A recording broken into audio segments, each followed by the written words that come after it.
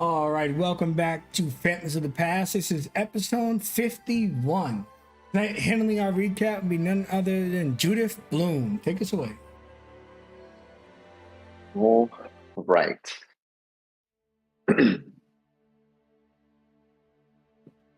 Zombies Fools.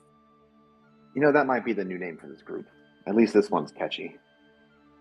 After stealing the crown from the young Prince Xander's grasp while he was sleeping, Lewis was pulled into a demi-plane ruled by the being known as Sour Jin. He warned us that if we continued down our paths to unleash the destroyer, we would actually free all the mouthers from in the mouth that feeds and let them tear this world apart, which sounds amazing. If this is true, then Zabimaru got us. He knew that if he would have told us that part of the information, our answers would have been completely different. The clues were there, but we failed to pick them up in time. What a last day with the group. After telling Sour Jin that our plan was to not unleash death onto the world, with a little help from Far Inferno herself, he believed us and let us go. Now the party is armed with another item from an original sin, and Amrit will be holding on to this one. So we have 3 now. When the time comes for me to hold one, will I? Well, since I'm not going with everyone to get their spirits cleansed, I most likely won't have to make that decision. So, you heard it right. Between the Flames knows that I'm going to be taking some time off the job to put my focus elsewhere, and during that time, I'm going to come back home at some point. This press release for the destruction of Icarus and Phoenix's connection with it will be happening in 30 days. I need to be prepared for that. And now I also get to look after an apprentice king as well. I never really told you how thankful I never really got to tell you how thankful I was for you looking after me and teaching me everything about the world for all those years. And now I get to pass that info along to another young elf. However, one thing you didn't teach me about was anything romantic. Well, something's come up and I have no idea how to handle it. So among all of the death-defying and world-altering things I'm going to tell you, this is the one I'm most tied up about. Thank you, Hesnuk. I'll see you soon. Okay, and you can roll your inspo to see who's getting your blessing, unless you choose to finally keep it. What is it? What's the thing again? If it's a character perspective, what yours is, it's a D2 plus 1. 1, 2. Minimum 2, maximum 3. Sweet. Will you be holding on to that, my friend, or dispersing you? I'm holding on to it. New phone for this. All right, cool. You all are on your way flying towards the city of our roots, a place in between Glamhaven and Modana's Den. Your journey will take you at least a day and a half. Along the way, we're sure that you've had time to rest and build and make stuff. And I believe we're still going to try to forge yet another magic item. Perhaps that's where we begin. Maybe we begin somewhere else. In any case, here is the overview for the site of all the people on the vessel heading to where they're heading.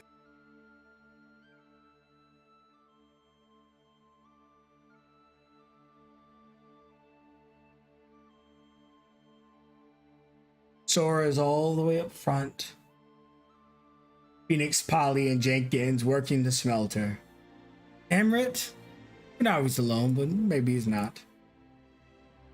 Clandor is actually here. He's attending to Gearhart, who was below deck initially. And Lewis next to the love of his life, who was brave enough to take up first and speak. Sora is sitting at the furthest part of the ship, probably the furthest point away from everyone, really. Legs crossed, her monkey tail wrapped around kind of the beam to further her balance. And she's just staring out as the boat flies forward, holding a partially bitten apple in both of her hands, kind of obscured. But she's just staring ahead with her eyes closed and letting the breeze kind of flow through their hair. Excellent. And well, I suppose we're gonna go from this side back now. Emmerich, been a few hours since we've left Judith Bloom. What are you up to? He's just leaning against the railing of the ship,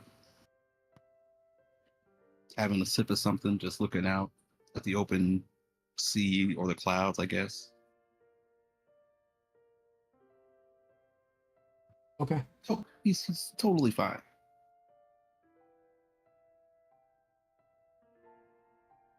And Phoenix? We are working on that armor.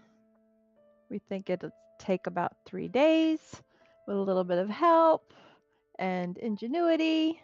Maybe we can get it done in a day and a half. She's used to being on this airship. She loves being on this airship. She's pretty comfortable. She kind of wishes she had Minerva's helping hand rather than Polly's helping hand, but she's used to putting up with people that annoy her, so she's all right with that. Letting Minerva soften Lewis up a little bit. So we are working away on the smelter forge.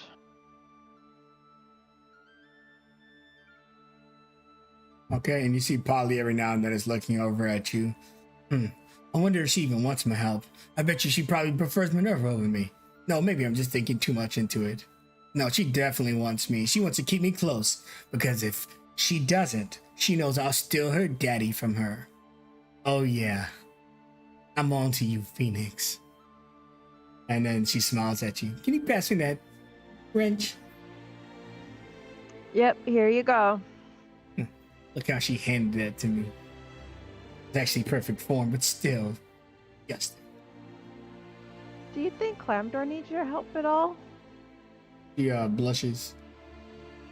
I mean, I guess I'll check. Jenkins, stand next to me.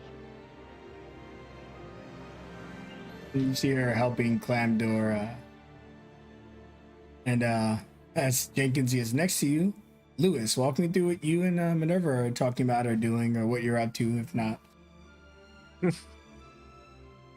For the most part, between them, they just be exchanging stories back and forth of what's been going on since they parted ways, be it what they've been doing during those 20 years that Lewis was out of commission, or more recently when they went off to deal with things down in the underside of the City of Tears.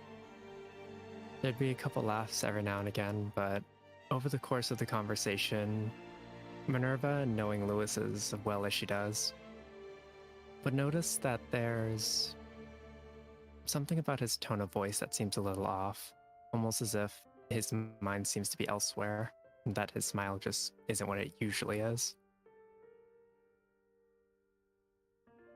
So she's steering the ship, but it doesn't take much effort, and she's relaxed, watching everything play out. She tells you, so are you going to just keep on smiling?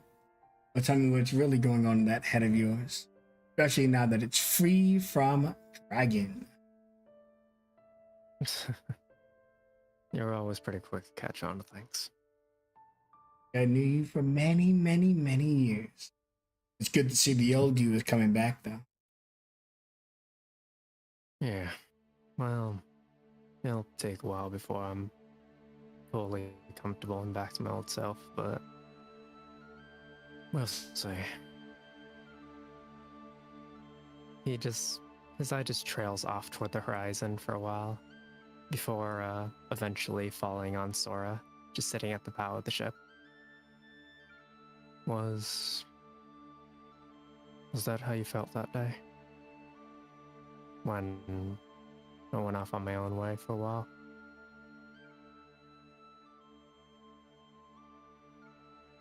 I felt a lot of things.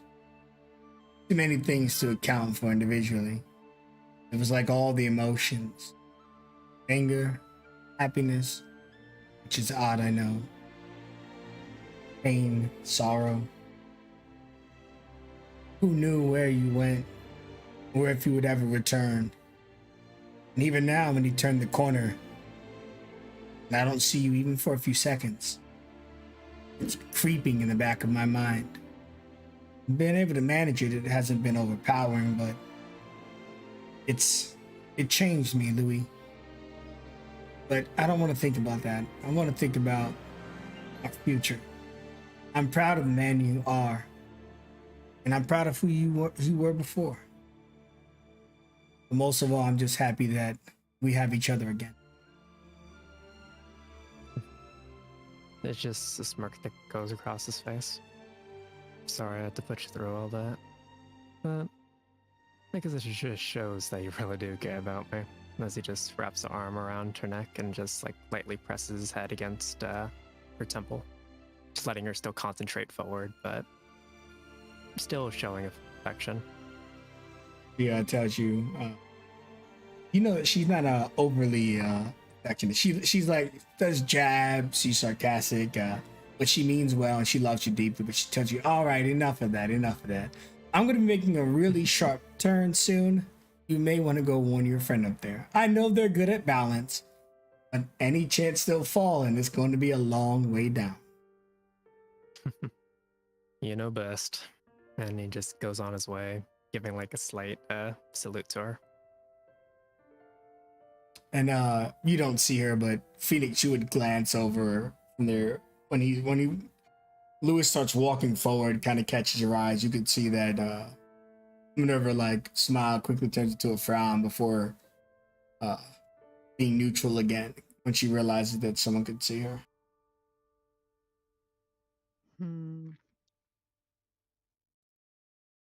But anyways, you Right. hear Gearhart talking to Clamdor.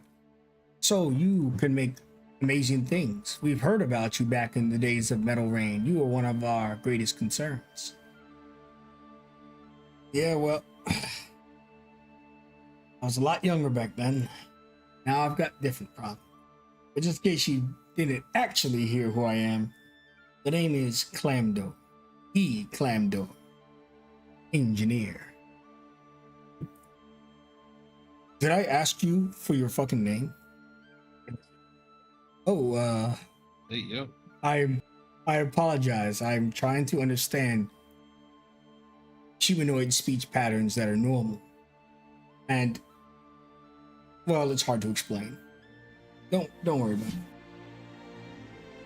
Anyways, Louis, you approach her. Hey, Sora, you might want to get down from there. Minerva's about to make a sharp turn and, well, don't want any accidents. You see her kind of almost not really react at first, but she turns her head after a second and stands up. Could you make me a perception, Lewis? Will do.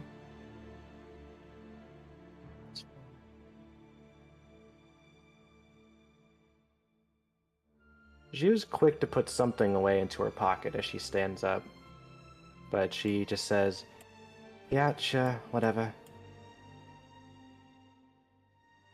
You doing all right?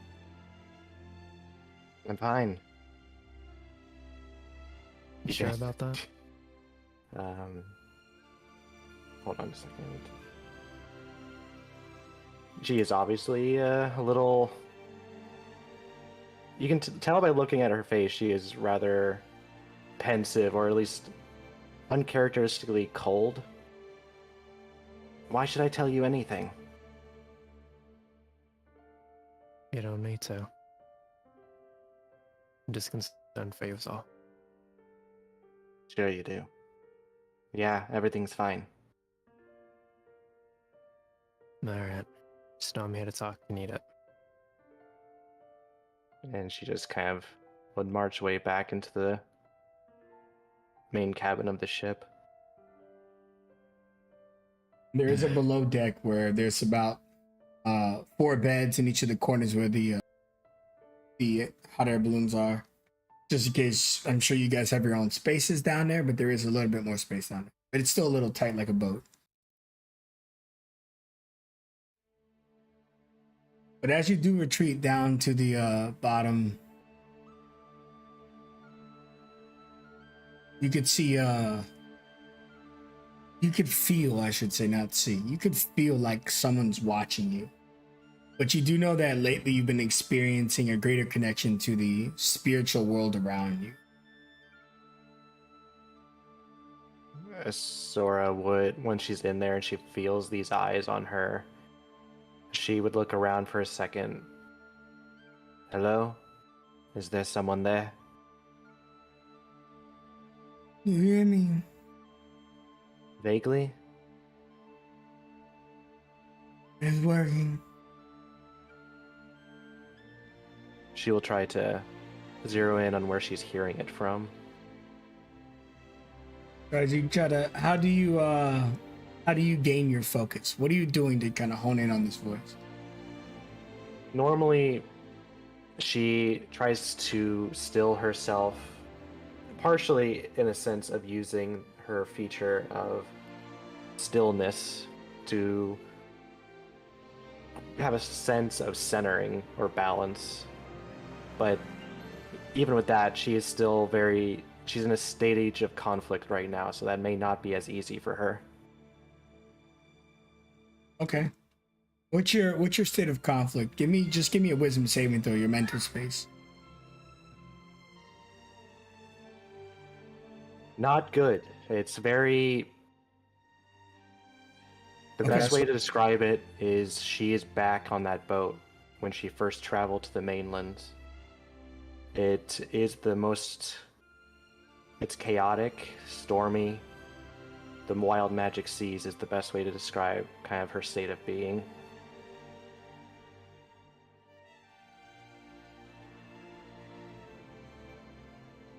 Okay. The voice kind of fades, but it felt familiar. But you're certainly out of sync. And the role kind of reflected what you described. Damn it. Why is this happening to me? And she, growing even more irritable than normally she can go, she just walks over to one of the beds and just kicks it in frustration, and before just kind of flopping down onto her side of just facing the wall. Okay. That was my pillow. Sorry. No, it's in the sea or somewhere now. I'll sleep on the floor. It's fine. There are 3 other beds, Amrit. Yeah, well. Guess now we have all the empty fucking space, huh?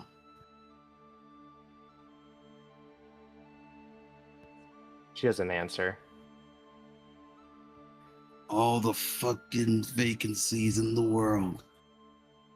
I heard you the first time. Yep. Whatever. Whatever.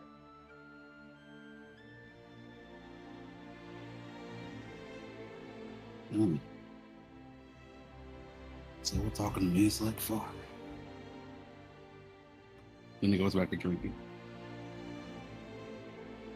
Right. We've got Sora, who is out of focus of herself in the spirit realm, and Amrit, who's really just going through it right now, drinking heavily. There's sadness up top to masked by happiness because the future is so clouded.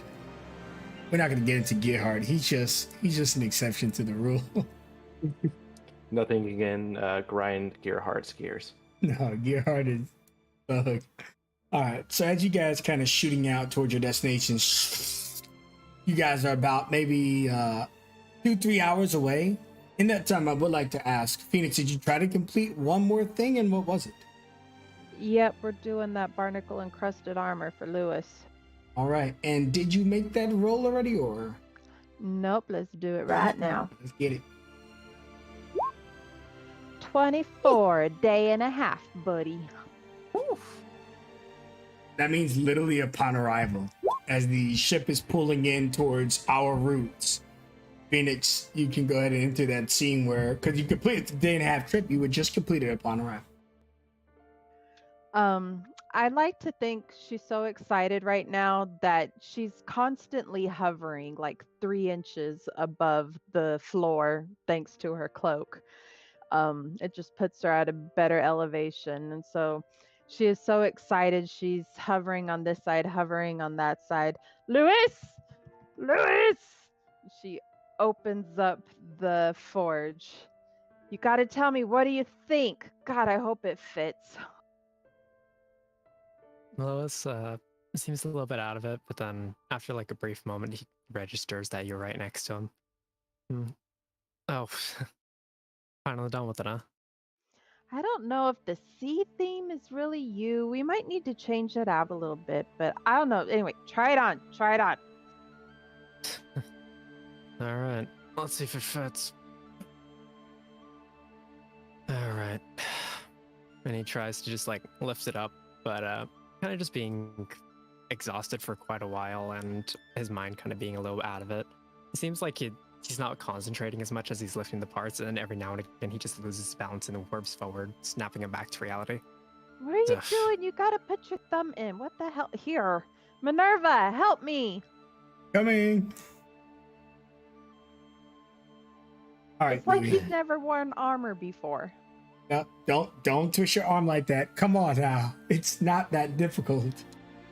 Yeah, I know. It's been a while since I've worn a full suit, alright? Gonna have to start lifting weights, I think. This is gonna add a little bit of weight to you. Sorry, I tried to make it lightweight, but yeah. I'll get used to it. And he just like buckles the final straps, places the last bits of the metal onto him, and just kind of like stretches himself out just to test out the mobility. Not bad. I mean, not quite as fancy as Amrit's get up, but I kind of like it. What do you think, Minerva? You think blue's his color? Yeah, I'm really happy you got rid of that strange seaweed smell that I was worried about. Yeah, I don't think I could stand that for long. But a man in a full plate of armor, not much gets me going like that. Says joking. You know, she'll elbow her. Come on, not in front of the kids. What, Jenkins? Haha. Louis, I actually don't possess an age unless you want to count from when I was created.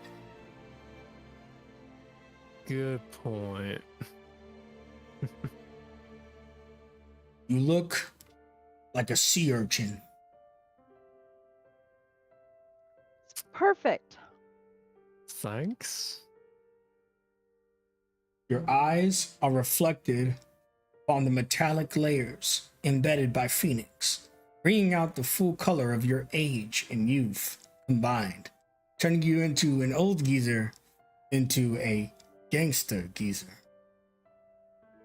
You are picking up, Gearhart. Good job. Clamdor must have fixed the crossed wiring. All night he told me, when in doubt, to tell people the name's Gearhart. That's right, Gearheart.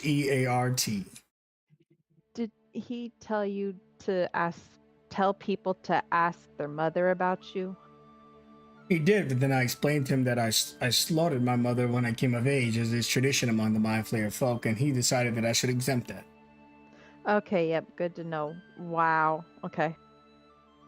Lewis's eye just twitches a little bit hearing old gangster geezer. Right. Well, looks like we're about to land soon, right? Touching down in 30 minutes. She looks at your plate one more time and she just kind of gives like this super high five to Phoenix. Goddamn, girl, you've got it. Thank you. I love this machine. Heck yeah. I'm glad you finally got something that I can put your talent to use. You know it. She does an eyebrow wiggle and then she turns around to clean up her mess. Let me help you out. Least I could do. All right, but everything goes in a particular spot.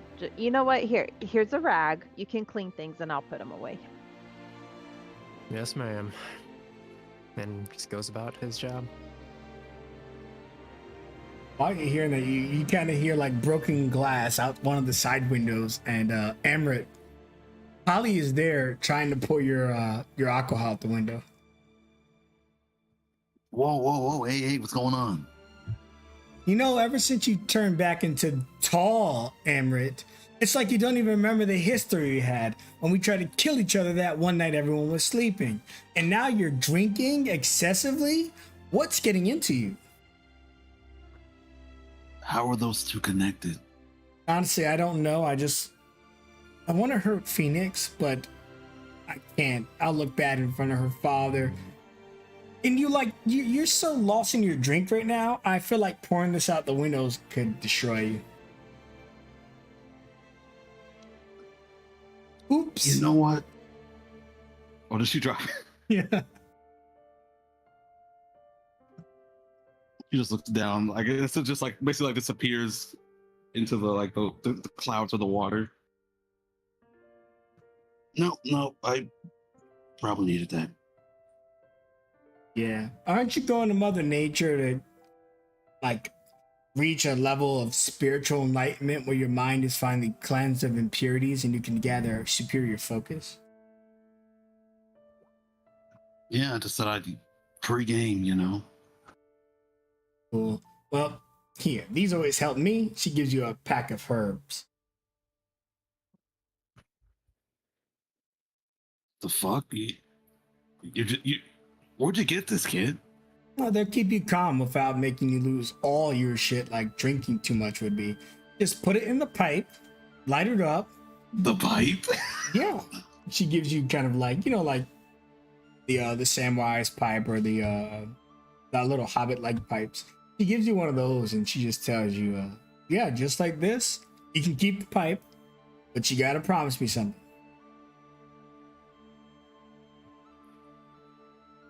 Maybe. All right, you don't have to promise me. Just tell me you'll give me your best effort. Oh, sure. Yeah. All right. Can you just let me know if, you know, keep an eye on Phoenix and her father. Let me know if they're getting too close together because I would love for that relationship to never fix.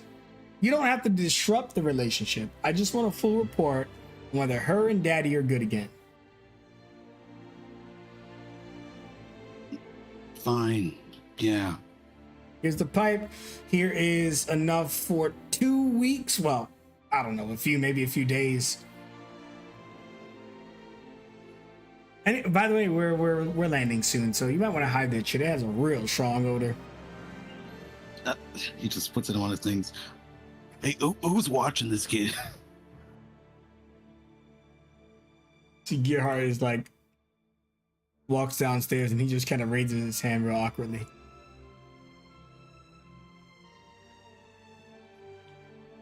Okay, that makes sense, yeah. And he goes and tells you, that's my bed.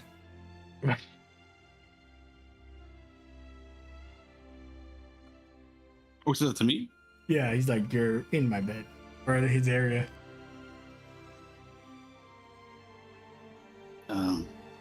Don't just like sidestep a little bit. Sorry. I was afraid I'd have to put my hands on you and really fuck you up. Whoa, hey. Hold on, big guy. Relax. Oh, is that inappropriate? We're not supposed to speak our thoughts, just retain them, but that didn't seem useful. I'll stay out of your way. And he just plops down and looks out the window. Guy's bitching. Sure. Up top are the rest of you. What are you guys doing as the ship is about to touch down in like a minute or two? As Phoenix and Lewis are cleaning up, they would hear the familiar pitter-patter of Sora's feet as she gets back upstairs, and instead of helping for some reason, she kind of just steps to the side and does that shoulder lean against the wall, looking at the both of them, but eventually her eyes just trace over to Lewis's armor and just has a distant look on her face as she's looking at it. What do you think, Sora? I think Lewis finally made some crustaceans friends just as crabby as he is. Ow. Now, I kind of wish I had your artistic talent. It would probably look better. It looks fine, Phoenix. Do you know anything about barnacles, Lewis? Not in particular. They're kind of like crabs in a way. Hard shell, soft insides. They're types of barnacles that act as parasites. They hook into the flesh of the creatures around them, spread within their body, alter its behavior, maybe even its appearance. Turns out some people just are always stuck in their cycles, eh? Hearing Sora say that, he wasn't really looking at her initially as she was approaching and just continuing to wipe the table. And then he just suddenly stops after she's done speaking and just lets out a deep, tired sigh. Let's see. And as he turns around, leaving the rag on the table, he just leans back, arms crossed, and his eyes are just locked with Sora's fully. Phoenix is Oh. looking back and forth between the two. I don't like this. We're supposed to show up to Mother Nature's like a team. What's going on? That's what I'd like to know. I thought we were a team too. But just a little bit of resistance, a little bit of danger of dying, and everyone turns their back on Sora. Everyone?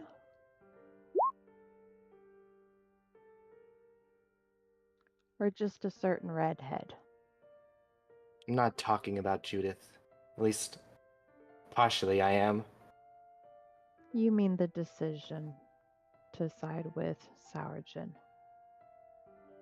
You see Daz kind of hitting the money on the mark as her face darkens a little bit. Well, you're mad at us? Yes, I am. Oh, shit. I mean, what were our options? Were you gonna go fight that guy? No, but I don't believe what we were doing before was evil or bad. I don't think any of that before was wrong. You all just believed this Mauda trapped in a crown, who, for all we know, was only recently... Never mind. None of you even care. Sora, we do. We just need more insight. Maybe Mother Nature can help us. I mean, she knows all about them, right? Wait, are you saying you believe the trickster deity more than that guy?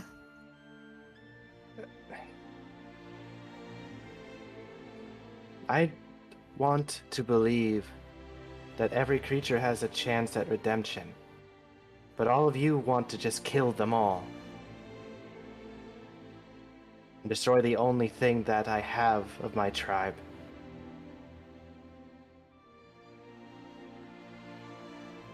Have you thought about that, Lewis? Once you break my armament, what happens? Or did that not matter to you either? To be honest, I haven't exactly decided. We said what we need to get out of there. We're not exactly much good if we're dead after all. And regardless of what we said down there, decisions can change. For the good or the better. The only decisions we can really make are the ones that... us. Sure. Because once this armament is destroyed, Lewis, Tyrandrum becomes your problem again. And I don't want to fix it for you again. And I don't expect you to. He's always been my problem. And I am thankful for all of you helping me. But he'll always be my problem to deal with in the end. That's why we came back after all.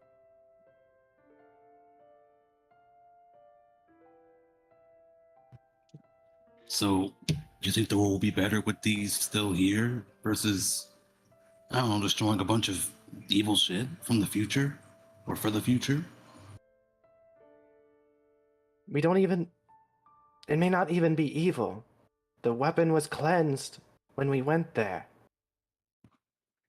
Oh, sure, cleansed. You think it's just fine now? Well, didn't you lose your connection to your evil twin? Didn't Phoenix lose the disease? Have you just forgotten all of those things now? I mean, did it? I mean, the guy talked to me like 2 days ago.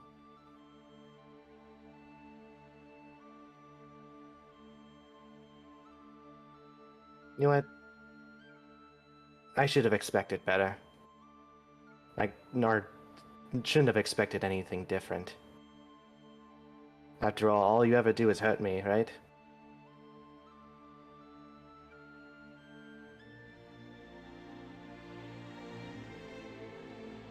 Just tell me when we land.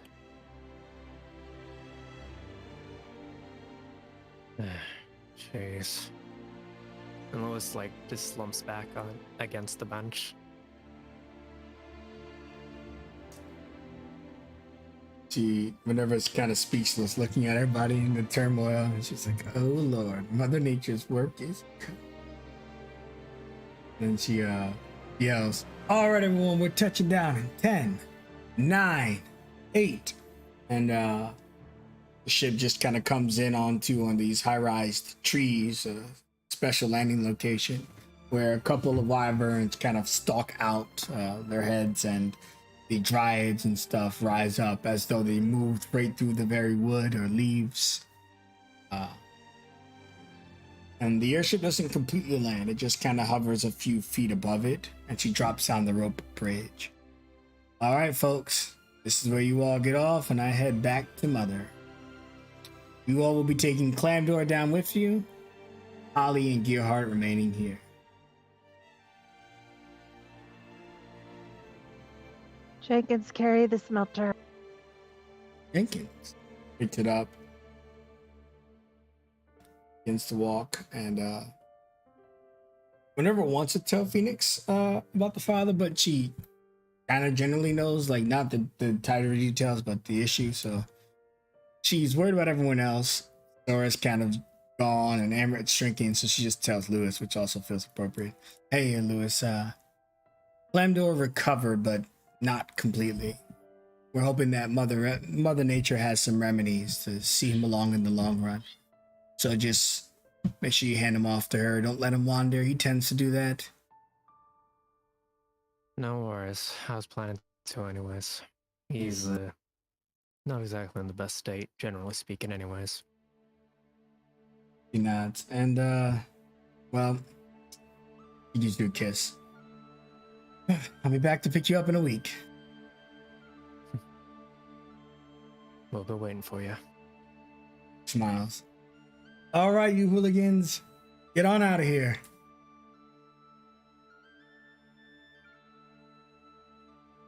Any souvenirs you want on our way back? Ooh. Something special, whatever. Not a flower, though. Come on, every girl gets flowers. Give me, like, maybe some type of berry or a nut or something that we can't find elsewhere. Understood. I'll be sure to bring you all the finest, Your Highness. As she gives an over-exaggerated bow. He chuckles. You guys really think Mother Nature has a gift shop? We'll see. Ooh, excuse me there. Okay. Never mind. Yeah. Alright. It's like about to go to rope bridge, but then you get to it at the same time as some of this awkward scene.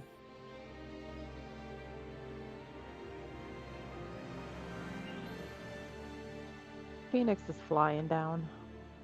Alright, you fly down, and the rest of you exit the ship, and I will now move us towards the other. I think most of you should be there already. Oh, and then Sora's new art I might need.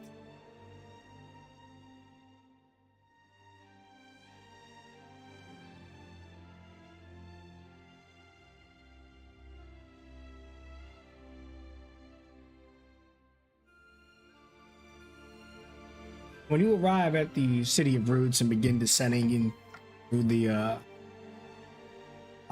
trees, and they've got like this wood elevator, just ropes that seem to be moving down. They don't seem like it was made, it just all seems natural. The branches probably fell off of something at some point and they repurposed it. But the ropes and everything, the vines almost seem sentient or living in a way as it descends down. Waiting for you at the bottom of the rope bridge, rather in the middle of the tree, is Mother Nature. She's not alone. Welcome back, my friends. Pleasure to be back. Sora bows slightly. It's good to see you again. And we're all okay. That's great news. I'd like to introduce you to someone who will be helping you with your spiritual training. Of course, you can get to your rooms and stuff and prepare for that later. Tonight, you'll have time to yourself. In the meantime, I'm sure you can introduce yourself. He looks towards you, Domingo. You see about a 6'1" tree-type humanoid with large, hornish-looking curls of bark. On his shoulder, there is a paper dragon type looking thing on his shoulder that's kind of flapping around and bobbing its head a little bit. His eyes are just pure black. You can't tell if he's looking at you, through you, or at something on your shield. But the golden light within him kind of has this relaxing kind of glow to it, relaxing kind of feeling to it. And he just says, "Hello, my name is Domingo. It's a pleasure to meet all of you." And he kind of looks, he kind of like gives a little like nod to Phoenix.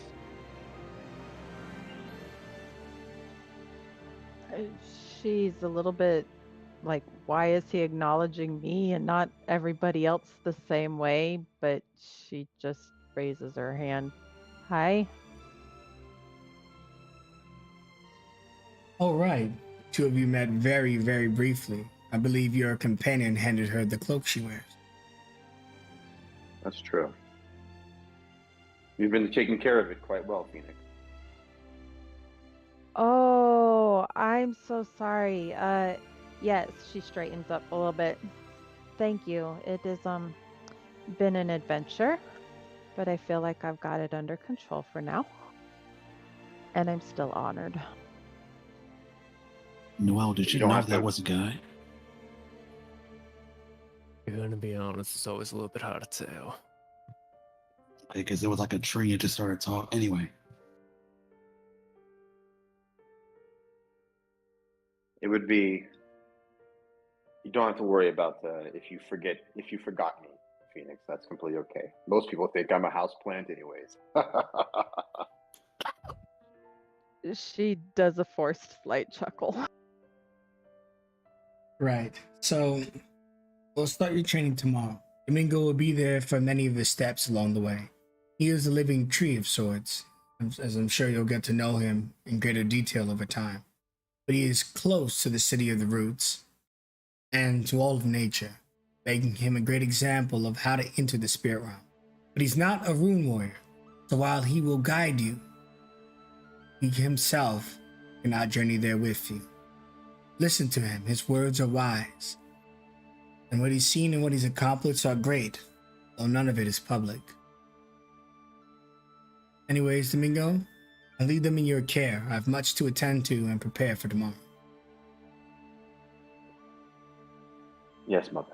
Thank you. Mother just kind of like whistles, and two massive wyverns come up, and she just jumps off the edge and gets swooped up by one of them. Flies off to handle some more problems. You notice that her arm, she was missing an arm, it has grown back halfway.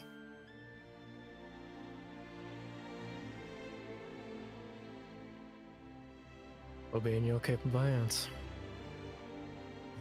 Oh no. I think you have that incorrect. I'm not here to be the one looking out after you. That's your own job. I'm here to bear witness of your greatness and what you are really about. And She if you have said any you- questions along the way. Yeah, Yeah. Phoenix kind of under her breath says that again.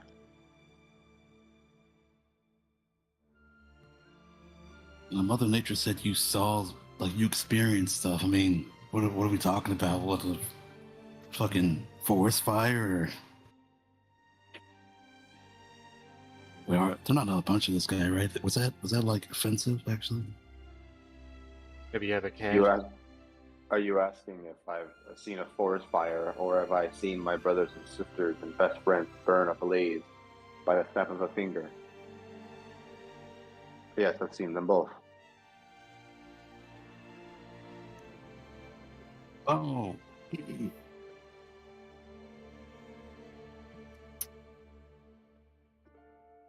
someone start talking, or? Excuse me. Your rooms are ready. Thank heavens. Nope. Look at that. Guess I'll be seeing you around. And she kind of asks. Wasn't there? Good. I'll just say, I'll gesture toward Lewis. I'll say, Lewis, wasn't there another with you? Yeah. Yes. She can't make it. So, Sora walks past. Interesting. Sorry, we are not at our best right now. No, please. Relax. Get your spirits up. They will be tested. I hope we're ready. Lewis, you gonna take Clam Door? Yeah. Yeah. Don't mind me. Just think of me like a wolf. Oh no, is that offensive here? Oh man. Just think like I'm not even like I'm a projection. Don't worry about it, old man. You won't pay much of a burden on me. And he just like lifts him onto his back. He just kind of sits into like your backpack. Smells your armor. This is nice. Lay off on the sniffing, please. Oh, sorry. So my daughter made this. Yeah. She's pretty damn good at what she does. I'd say. Proud of her, you know, even if our relationship is tangled. Well, that's a poor term when talking to you. I'm just hitting all the marks today, aren't I? Don't worry about it. I heard that the Tangled are gonna be in town soon. Well, it's yeah, they are. Take it from someone who's feared his own world. No way to live. Yeah, I know that all too well. Remember, staring at something, things look impossible. Tell yourself this: is it? And if it is, because some things are, give up immediately. But most things are not impossible.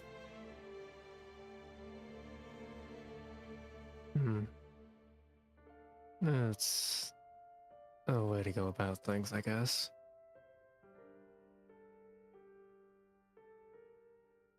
And at this point, the drive would see all of you to your rooms. This time, even though you can't see it expressed on the map completely, You all would have your own single bedrooms set up somewhere in the lower section of the tree over here, for privacy reasons.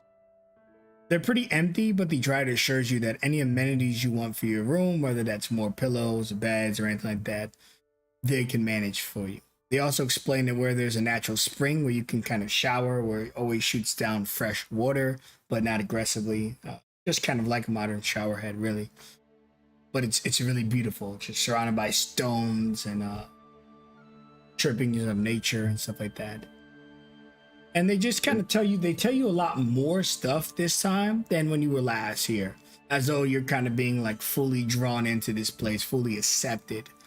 They even tell you where the best food is, which is always stuff that's hanging around, like berries in a tree, where there's sweet, extremely juicy kind of nectars and all kinds of stuff that essentially are like juice.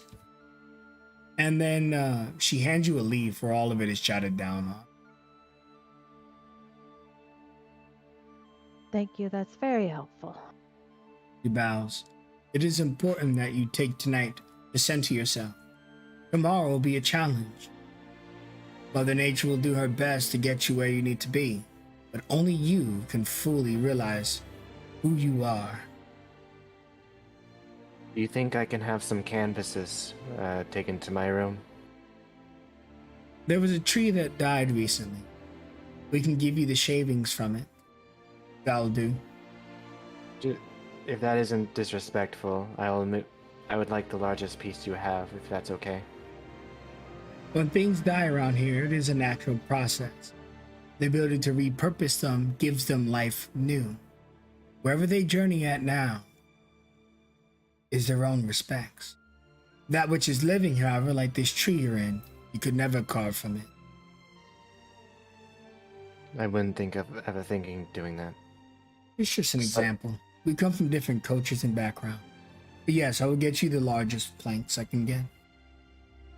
Cycles are necessary, aren't they? Yes.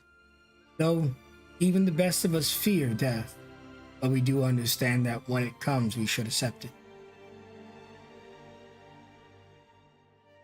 And she thinks on that of what the Dryad says and nods. There's a lot of wisdom in that. This is a good place. Also, be very careful. From what? Well, if you're anything like your brother, I have concerns. He's been requesting a large amount of animal skins, but I won't tell you why. She walks away. And there's a moment of just yeah, that sounds like my brother. And then there's a pause, and then a realization, that sounds like my brother, and runs.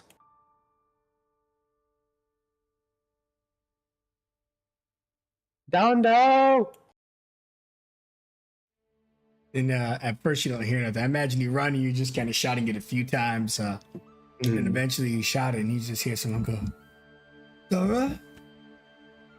One world. Oh, Sora! One family. Sora! Dondo! He's crying profusely as he runs towards you. And it's just a big old hug once it's actually together. And when you guys are hugging, it's like you're both floating in the sky and swinging around, and music is playing, and Dando's just like, Dondo. And then he strikes a pose. Now the puzzle is complete. Sora also flexes to fit the other side of the puzzle and looks over to Tasha. I hope he has been treating you well. She sits there quiet, and she turns to you and she pulls her hood down. He has. She's wearing Palm's crown.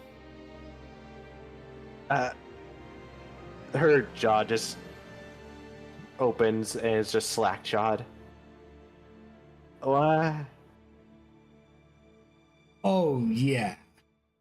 You gonna tell her, Dasher, or you want me to tell him, or And she just goes What? back to eating slowly. She didn't say anything. What are you two thinking? Us. No. Her. Tasha went and put on the crown. Now it refuses to leave her head. Then they tried to remove the curse, everything.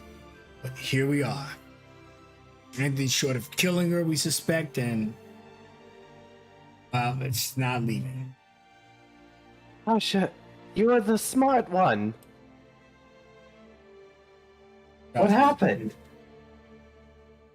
Look around you. All I've got is Dando left. Hey, that really hurts. You have us, too. It's not the same. I'm sure you've a different relationship with me than you do with Lewis or Phoenix. It would hurt me if you died and the connection isn't as deep. Those are people that I woke up with every day, fought Malthus alongside, went on journeys, told them my personal stories, things I never told anyone. And they're all gone now. And it was because I was weak. Guess what? I'm not weak anymore. But at what cost, Tasha? You know what's inside that thing. Oh, and if given the opportunity, you wouldn't use one of the original weapons? Isn't that our purpose? No, she doesn't know that the armament's an original weapon yet. But that thing, we do not know if she pauses. I hope your will is strong then, Tasha. Stronger now than ever before. And the path is clear. With this, the ability to capture, submit Malthus to my will. Oh, I cannot wait for that battle, where all of my enemies become my greatest asset. There's one person who thought the same as you did. Hopefully, you were stronger than her. She looks back to her plate of food and she's eating some type of oats, and she just tells you, who knows what any of the items will do to us? And yet it is our task to use them. Your group has been given some kind of special treatment, so I help myself to the same respect. And here we are. Sora looks to Dondo and just reaches over and grasps his hand. Can you join me for a minute? I need some advice. Yeah, certainly. When you guys get to the corner, he's like, listen, I went for a second. I left her side for a few moments. I asked for animal skins. And I was going to walk up to her and be like, hey, girl, let's get it on. But then I saw she was wearing the crown. That is not good news, Dondo. This is really, really bad. Does Mother Nature know she's wearing it? Yeah, Mother Nature tried to remove it a few days ago, and he doesn't believe anything besides death will separate her. Isn't that how it's separated from Palm? Palm's death? He realizes Dondo doesn't know, but knows this information is not helpful right now. Maybe. The weapon I wield, Dondo, it's like Tasha's crown. No, it's not a crown, it's a paintbrush. Come on, I know we're not as smart as Sora, but listen to yourself. Dondo, this is Zabimaru's staff. Wow. The founding fathers of Zabimaru? Yes. God, more or less. What? He was a painter? He painted things into creation. And he also pierced the creator's heart with it. Wait a second. So you got one, and Tasha got one. And then you told her she shouldn't have had it? This weapon has been cleansed of the previous Zabimaru's evil. Who The claimed crown it? hasn't. Zabi, Maru did, The evil guy cleansed it? along with another of the original sins. My head is starting to hurt, but I'm just gonna accept that what you say is true and correct. I Listen, have a chance of restoring the world to a better place with it. But my friends, they heard other information and now they seek to destroy it. well, if they want to destroy the Yaku, they'll have to get past me. You flexes. I don't think they don't want that. They don't want our destruction, but I need to convince them that's not the route to take. Look what happened when you try to force someone into a row. Look at Tasha. And she looks at Tasha. She's eating her oats. But how is she eating her oats? Like very creepily? Yeah, brings it up to her face. Smells it. Takes a bite. Then it's just like, that was really sexy. I'm afraid spirit training is gonna be very difficult for me, Dondo. Yeah, I failed. Well, you're still here though. You just have to learn more, right? Yeah, I'm still here because not much else to do right now. The school was shut down after the explosion and preparations for the war that's supposedly happening in 2-3 months. So we don't have anywhere to go. Plus, I don't know if you know, but the crown situation, kind of keeping an eye on her under Mother Nature's watch. But I did learn one thing. What is that?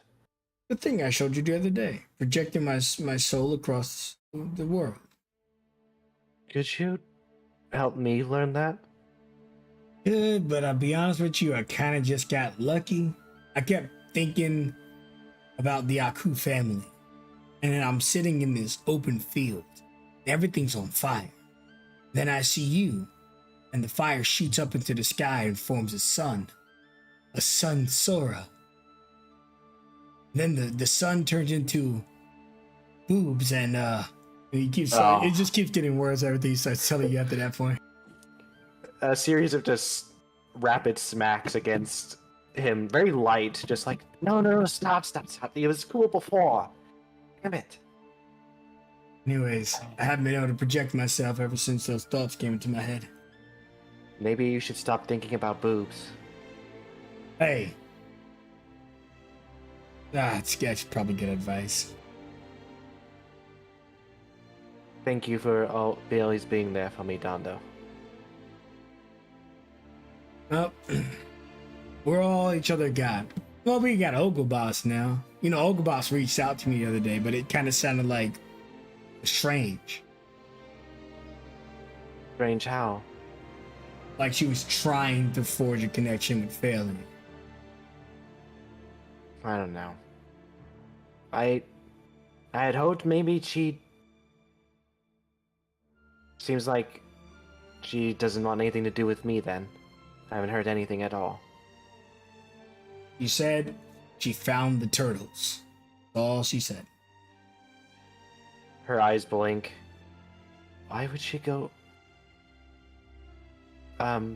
Thank you, Dondo. I think I'm gonna go find where my room is and I'm gonna begin painting.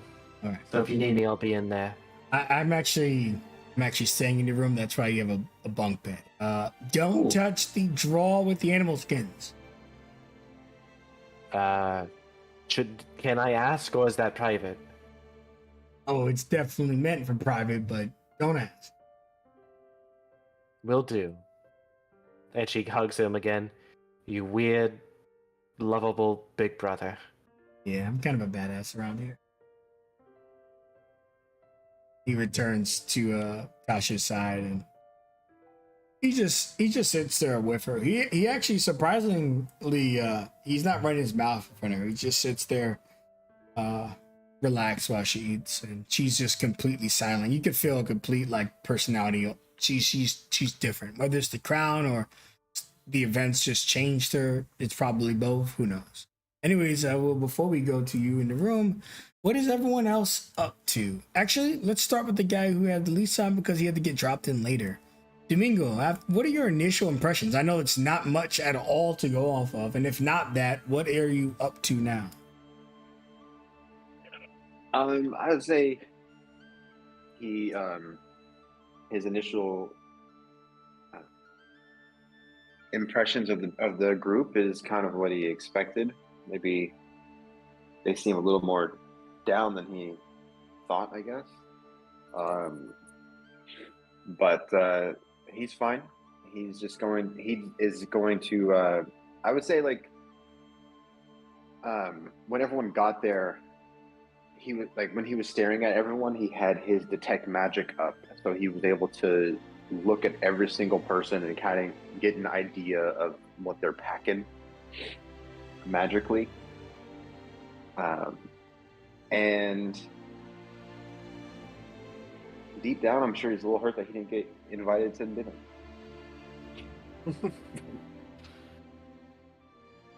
But I thought that.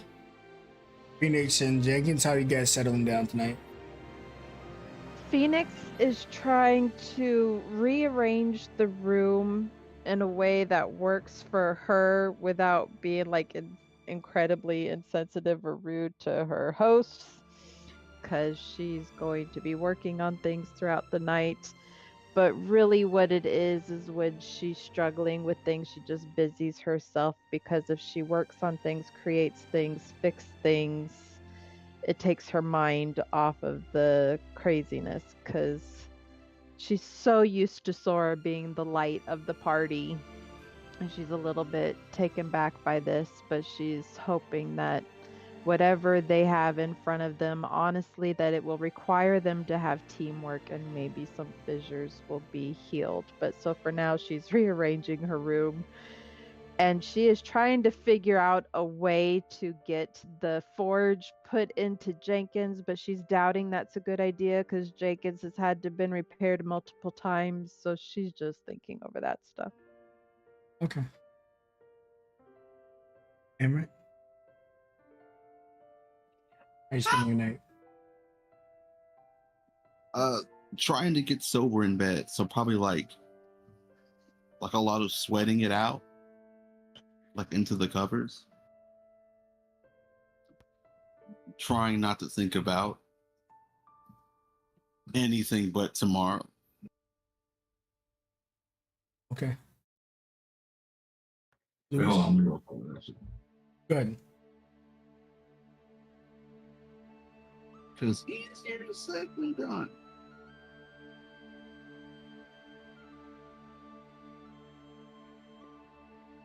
Would this be wisdom? Is it? Sure. That's usually your mental stat, so. 15. Above average, but your problems are probably way above average. So I think you're still struggling, but you're managing as best you can. Like when you're sick and you can't fall asleep, but eventually you wake up and it's the next day. It takes some time, but you'll get there. Okay. Lewis, how are you ending your night? Lewis, after kind of discussing with Clemdor, like what to do for the time being, considering how late it seems to be, he'd tell Clemdor to take his bed for the time being, and he'll meet up with them as he just goes outside and just looks at the various trees and just takes in the deep air, trying to process everything that's been going on lately. Be it from Sarajin's words to the deal with Zabimaru to the news of the Tangled starting to show up. It's a lot for him to take in and to simply process in his head of what to prioritize, what could happen, what may not happen. the worst case, the best case, and the likely case. As he just looks out, all the leaves just rustling, the different shades that are created by the leaves overlapping. It just kind of lets him start to relax as all of those thoughts just start to disappear from him. And the last thing that's on his mind is just being worried about Sora. As he's just resting there, remembering her cheerful tone and her current demeanor and the words that were spoken toward him. He kind of just hovers in his head for a while, and he doesn't really know what to do with it. But after about a couple hours out in the wind, just processing his thoughts, he takes a deep breath out and goes back to his room, just resting up against the whatever little bit of cushioning is on the ground and such as his bed for the night, letting Clemdor just rest as much as he can. When you walk in, you see that Clamdor is muttering in his dreams. Yeah. All right, Phoenix.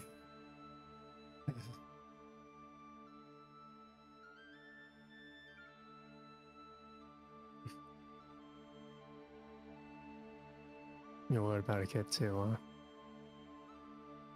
And he just goes over, tucks in the blanket just to help make sure he's comfortable.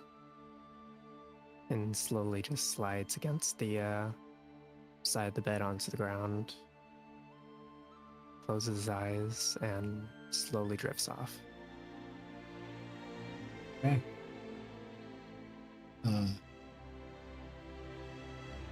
Sorry, how you end your night?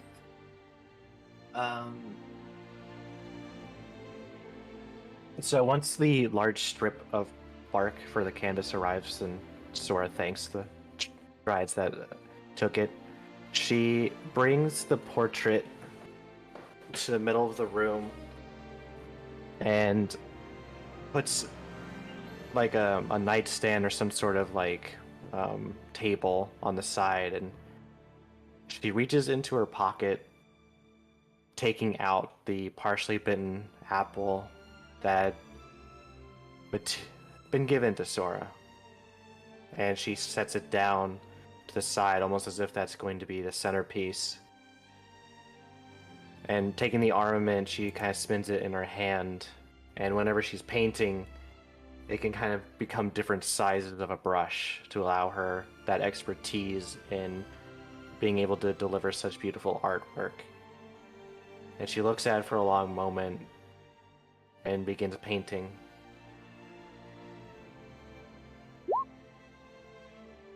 And as she finishes it up, looking at it, the best way to describe it is, just 1 second as I double check one more thing. But you see Sora has painted almost herself, her back to the perspective, her feet crashing against the waves, but in her hand is that half-bitten apple, an unseen, you can almost guess or tell she's looking at it from the perspective of the painting, and there is the bite in it, and what flows from it is both an aura of light and darkness that radiates from the place that this missing part of that apple is coming from.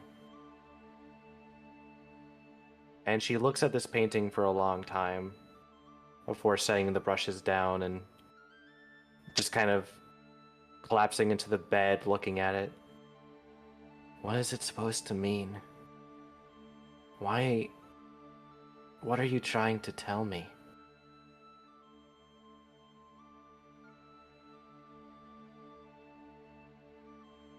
See Daniel sneaking through the window as you see that, and then he gets caught up and tangled up in roots. Oh, this is awkward as he just falls suspended like 2 inches away from your face.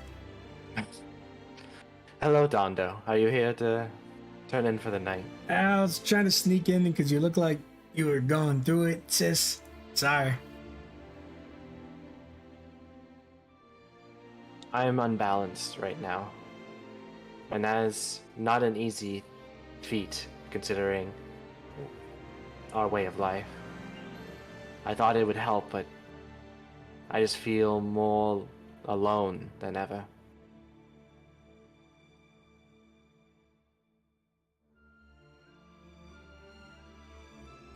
Yeah. I guess it's a bad time to ask you for advice with girls because, like, how can a guy top an ancient crown? Well, that ancient crown, is it going to be able to emotionally support her like a normal human being can? Or, in our case, Aku can. And it sounds like you're doing everything you can right now, Dondo. Just be there for her. Try and not let her lose sight on the good things. I was thinking about something. When Sasha, when I saw her with the crown, I was the first one there. She was crying, but I haven't seen her cry since. She's just been locked out and cold. The one time I successfully projected myself to you, I remember being wrapped up in her pain and wanting to just be anywhere besides here. To leave this world. Next thing you know, I'm floating in the abyss, finding my comfort. That's you, Sensora. He's still like a half inch away from your face, and he's like, wait a second. This is still awkward. Yeah, you've done really nothing to get out of that. I'm worried if I move incorrectly, I'll just land on top of you, so maybe scoot over real quick so I can just fall next to you. She takes a step to the left. He tries, and it's true. He just falls like right where you would have been. Oh, well, that you have great precognition. I mean, our people are pretty acrobatic, and I could tell there was no getting out of that. As she does take that step, she kind of sideswipes that apple, putting it in her pocket. Which bed are you taking? Well, do you prefer the top bunk or the bottom, or How often do you fart in your sleep? only like 13 times? That's pretty normal. You take the top. I was up there. So, we're not good at this whole relationship thing, huh? I mean, the last person who I even had any remote crush on died, and no one is jumping out of the bushes to be my next suitor, so I am in the same boat as you. Sweet. Hey, if we're alone forever, does our clan die? Our clan can live on in different ways. Like, take Bananu. She is not of blood, but she is of Aku. Does that make sense? It does, but is it the same thing? No, but I have found that a chosen family can be just as strong as a blood family. It just depends on who you want around you. And well, I decided to make my life goal to get into a relationship before you and to spread my seed as much as possible because I just want the Aku to be the Aku. And I wish you the best endeavor, because between me and you, I don't think we have any game, Dondo. At least Lewis is taken. I don't know about Amaranth though, but don't try to one-up me by just sleeping with anybody. No, Amrut is too lovesick for Judith. Judith? Tell me more. And Sora would launch into all that juicy gossip of just being on the sidelines and watching those two. Partially because it's fun, partially for a little bit of revenge. And that's kind of how the night goes until you guys fall asleep. And then it was so happy that he unfortunately fell asleep right next to you. So you're either going to take the top bunk or not care. Oh, Lord. Sabi, help me. You just when you said that, you just kind of an apple where he used to be, and Ando's gone. No, don't take my brother, please. Huh? What's wrong? What's wrong? I just moved up here. As she snaps awake from that dream. Ah. It. Oh, sorry. Night terror. Back to sleep. Sorry, Dondo. Yeah, goes to sleep. You're so silly, girl. She Why did kind I of think you turned into an apple? She looks around for a minute, kind of confused, but will then try and get some sleep. Okay. The next day comes, and you all are kind of gathered up by the dryads. Mother Nature descends on her wyverns, but there are plenty this time, one for each of you. And as you kind of get onto these great beasts, she flies you somewhere locally. I'm taking you to a place that has a strong connection to the spirit realm. There's your best chance to leave this place behind, but it will not do all the work for you. Please, prepare yourselves. This will be your hardest fight yet. And you all arrive. Sorry. Right. Bring it with me. You all arrive here. And it is beautiful. And the vibe here is just as she said, spiritual, calm, chill. It's almost hard to remember all the baggage you carry. Just to confirm, you do have vision here. Do now. Did I not get to bring Jenkins with me? Oh, for sure. Okay. Go grab Jenkins. Yeah, I forgot somebody. Jenkins and No, Mother Nature. constructs are not allowed in this journey. I know, but he's my buddy. And Lewis would talk with Mother Nature on the way here to, if it'd be possible, to look after Glamdor while we're training. Don't worry, he'll be taken care of. Skeletor should be putting him into the holy waters. Sounds good. Thank you very much. She walks out to the field and she goes, "This place is vast, but this general vicinity is where the connection to the spirit realm is greatest. Here you'll really learn about yourself. You need to dig deep. Answers like, you have no fears or nothing bothers you, that's not true. Something affects us all. If you truly want to take this journey, and I mean take it seriously, you're going to have to get yourself into an uncomfortable place. Only then will you find peace."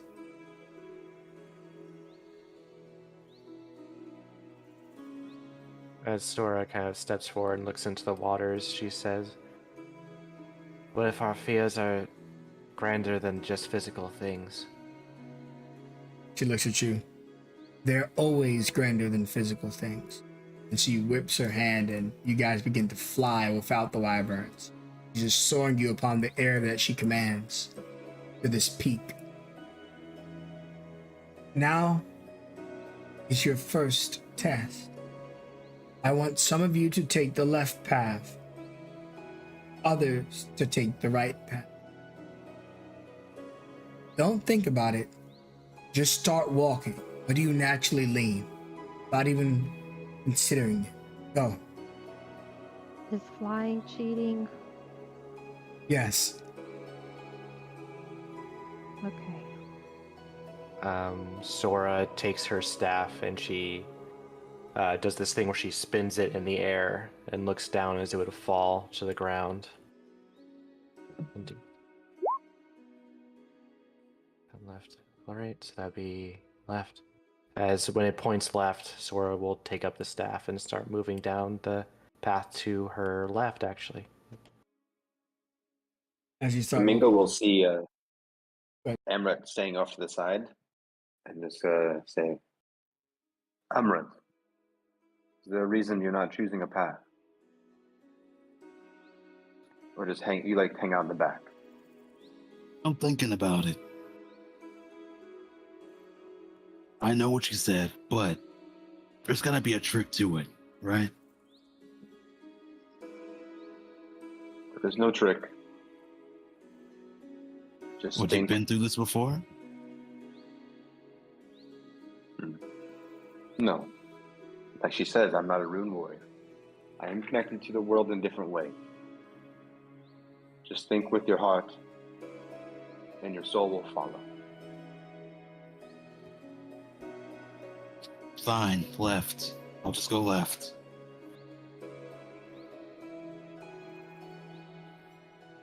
Mother Nature looks at Domingo. Thank you.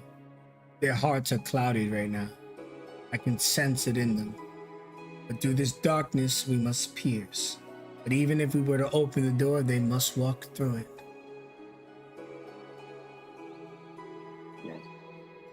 And she watched you guys as you take the left or the right path on the podium. The fish are just kind of swirling around where Sora is. And you can see birds flying overhead.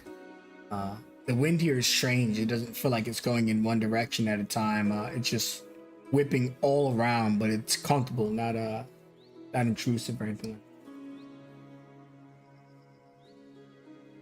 like that.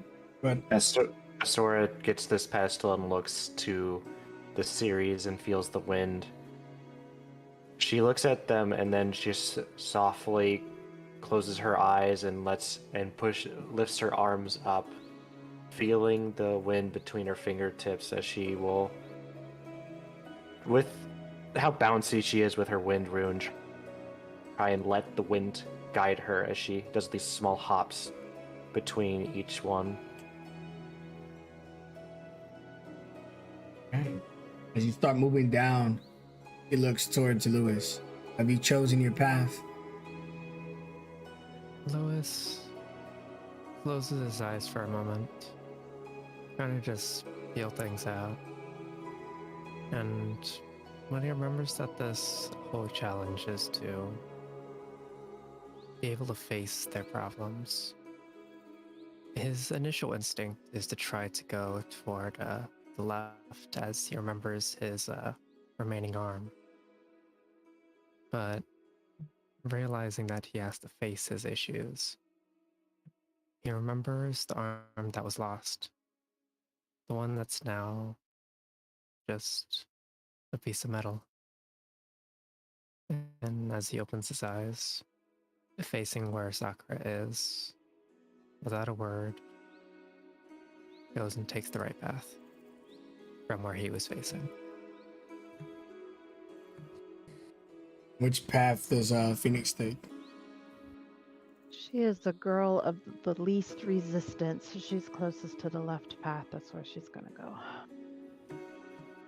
Okay. And Amber? Amber is gonna go left. He's not sure why. He just didn't want to go maybe the right way. I don't know. He's going left. You want to go first?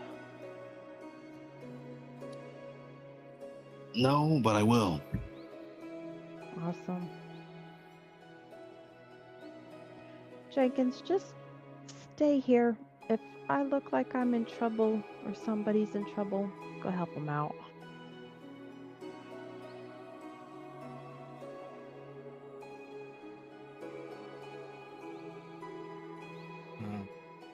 Once you guys get out of earshot, he just kind of whispers to Domingo. It's always in the beginning, we can see the path is clear. And given a choice of left or right, it almost never fails. They divide instead of stay together and conquer. This runs deep. For them, it's just a silly choice of left or right. But for us, Domingo, we see it for what it really is. This strain in their relationship. At least they took the first step of choosing to take that step. Smiles. We will get through to them. They need us. And she steps forward. Who would you like to test first, Domingo?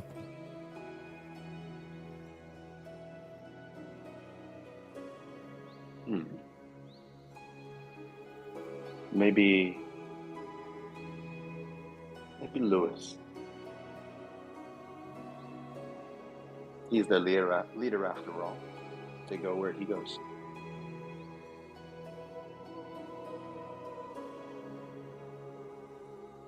And he looks towards Lewis. And she puts her hand forward towards you, Lewis, and then it almost projects Domingo into your mind. Domingo, while you're floating there in his presence, able to connect with him on a level that only a room warrior usually can. What instructions do you have for our friend in this?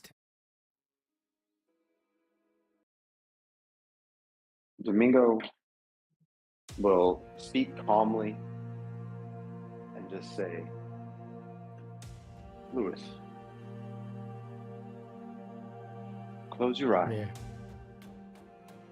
and picture an open field. And tell me what you see.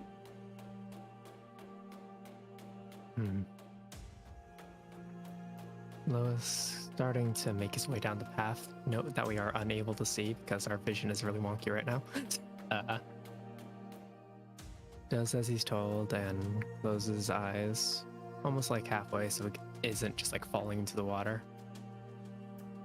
And tries to imagine some sort of plane in his head. But the one that ends up manifesting inside of it isn't one that you'd normally think of.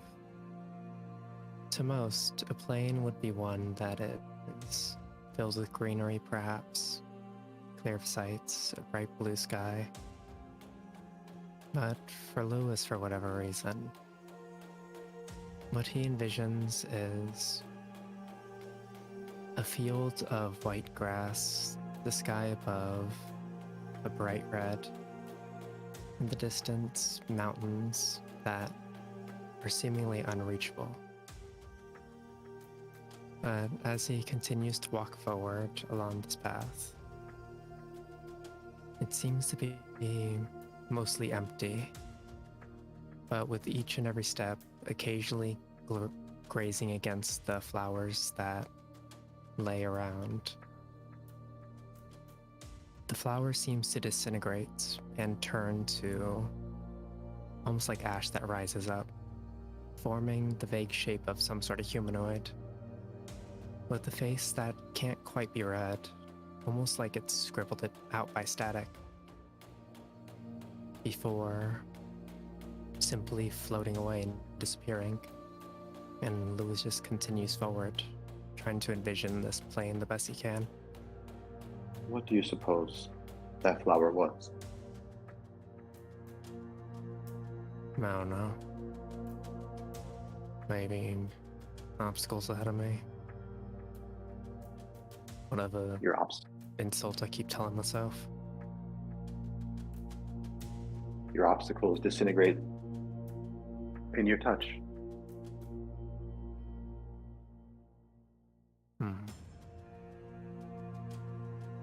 I just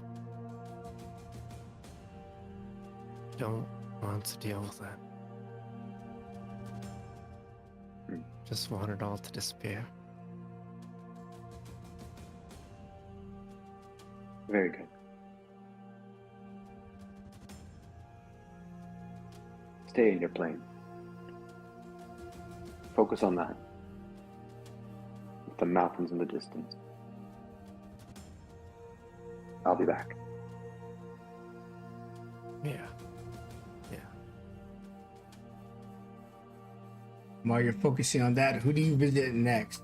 You fully cycle through phase 1. Well, might as well go for the heart of the party and go with Sora.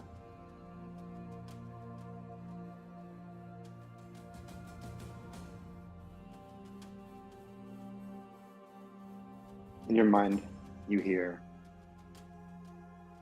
Sora, Close your eyes and tell me what you see.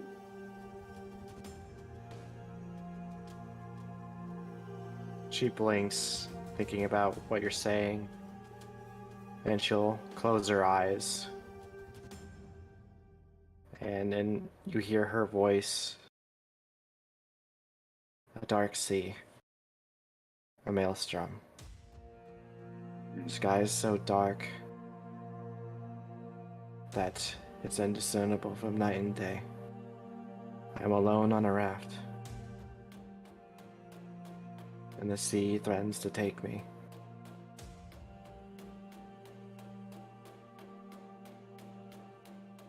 Where are your friends? Why are you alone? It's how I began before them. And it's how I feel I will end one day.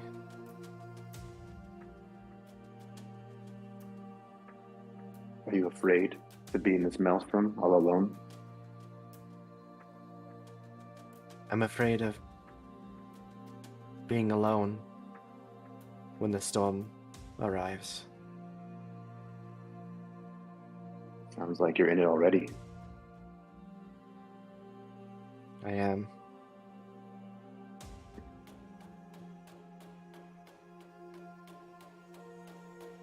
How do you suppose you're going to get out of this maelstrom as the waves grow higher and higher all around you? I will trust in the wind. I'll put trust in my strength. She pauses.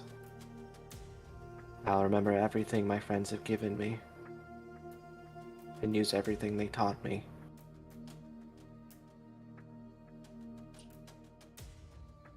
On this raft, keep your eyes closed and focus on that. I'll come back to you soon.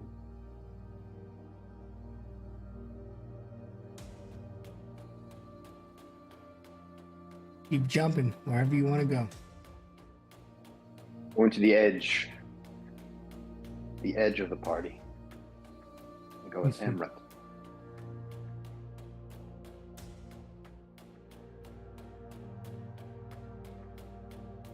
Emrat, keep walking, but close your eyes.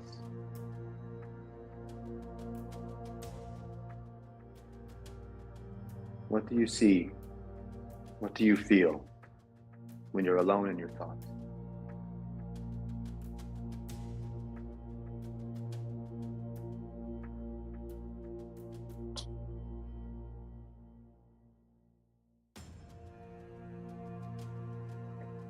Emrat. You average. You might not be back. You put PRB in He chat. did a BRB. Oh shit, I'm sorry. I Daniel. didn't see it. May have to go with Sakura for now. Okay, yeah, sorry. I wasn't looking at my laptop. Yeah, I'll go with the brain of the party then.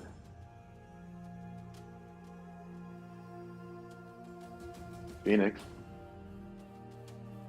Oh, neat trick. Keep walking, but close your eyes and tell me what you see. Icarus. But 30 years ago. My friend.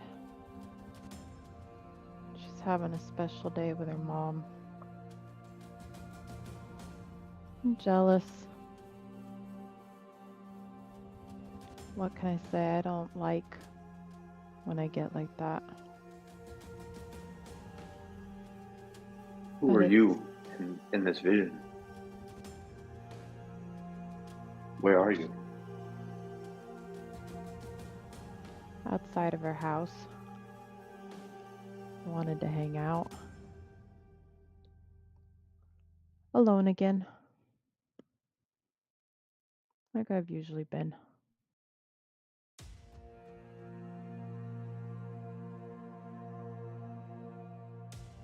Oh look, Pascal's coming. He was always had a handsome smile.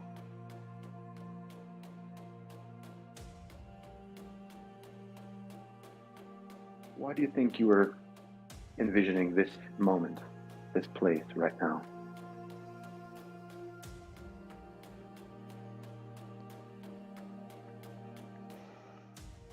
She takes a deep breath.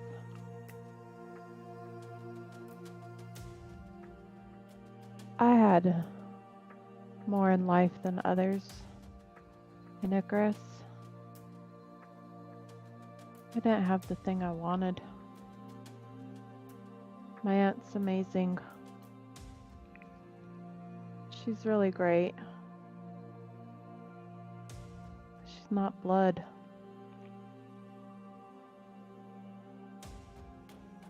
I've always felt like an orphan.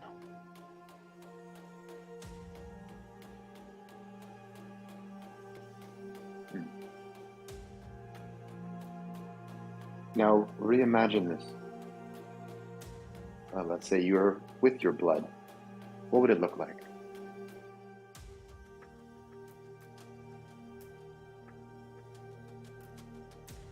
I'd like to say it would be happy. It would be perfect. But I'm too smart for that. I know that's just wishful dreams. I know it would have been probably chaotic. But it would have been nice to be able to find out.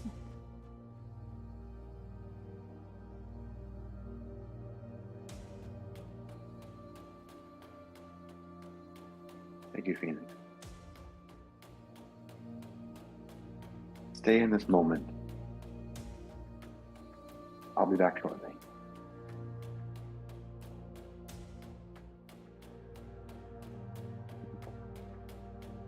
I will go back to Amrit.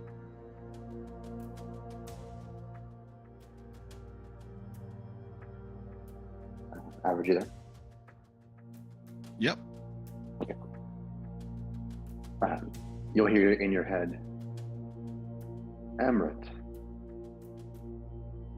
please keep your eyes closed, but continue to step. And tell me where your mind takes you.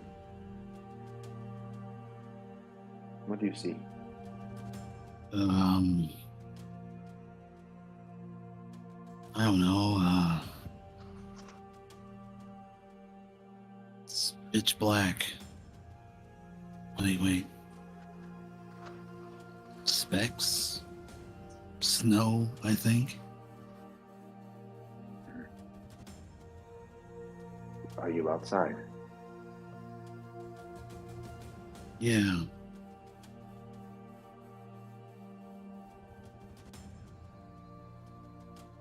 It's like an open field but it's snowing. How do you feel?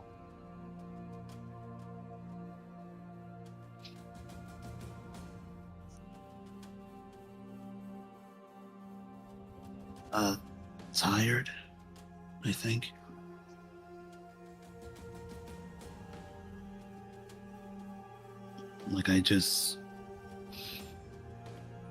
Like after a training or a fight, adrenaline, but no strength.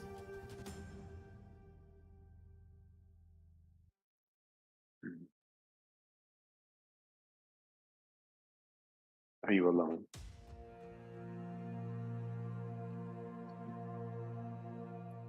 Yeah. As far as the eye can see, it's just me. Why do you think you'd be out in the why do you think you'd be out in the open during the snow alone?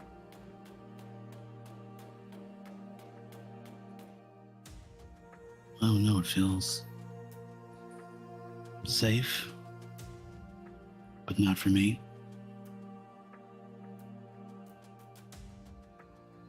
And for who? Anyone else?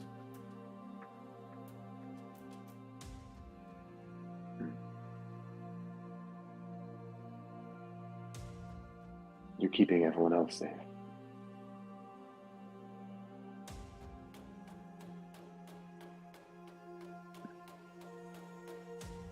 Ermit, stay in this place. Just for some time. And I'll be back soon. Sure.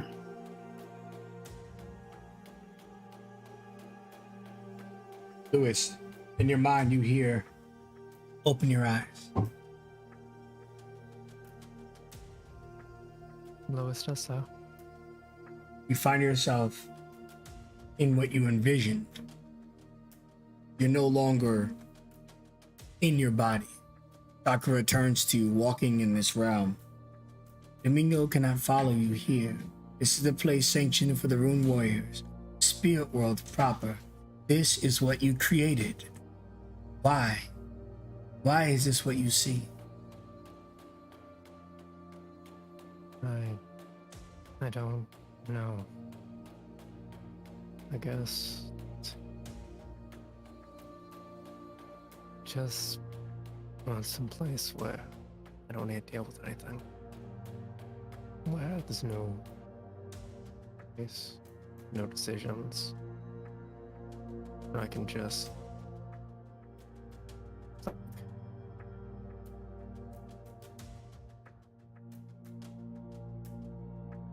Tell me, what is it that you fear most, Lewis? As she says that, the wind seems to blow within that white grassy plain, and some of the flowers that were mentioned previously start to ash away, forming all sorts of shapes. And in particular, of some sort of humanoid down on the ground, slamming against a bunch of seems to be the fake forms of grass, as a few others just laugh down on him before ashing away. Another of a humanoid shape wielding a sword with only a single arm, trying to go forward to face some sort of ashen monster, but being pushed down to the ground, unable to do anything but just come to save him. And the figure just looks down at the ground before starting to ash away. And Lewis, staring at that figure, just mutters to himself, I just want to be of use to people. I'm scared that I won't be able to do anything. That I'll be... And he kind of just pauses for a moment, not wanting to say it. He just grips his hand. I don't want to be useless.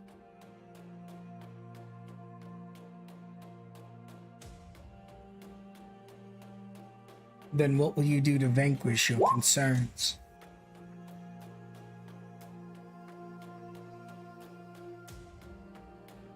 Just take one more step and see what happens.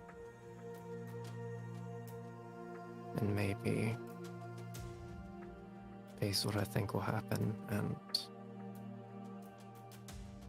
see what actually happens. As he says that, another wind blows directly against Lois's face and hitting that only Sakura would say.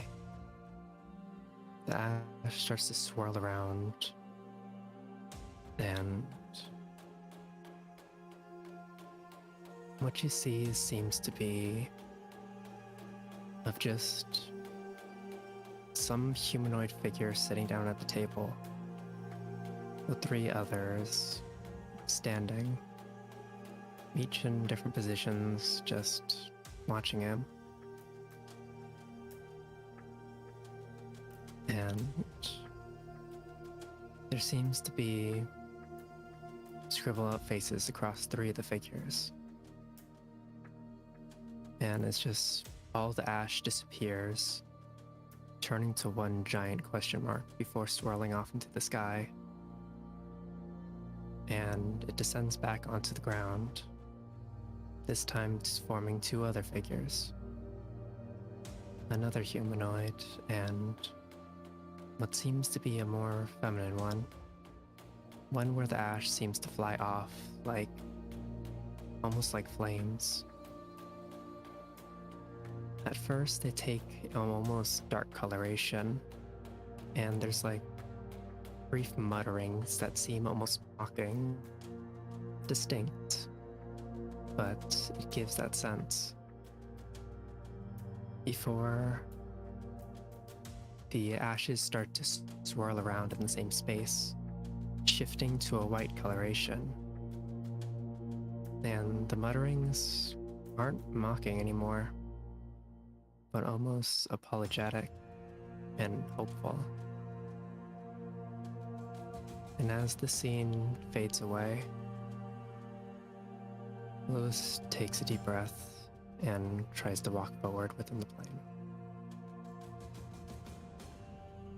And as you walk forward through this spiritual path, the gate opens, and even though she was just next to you, Sakura's on the other side.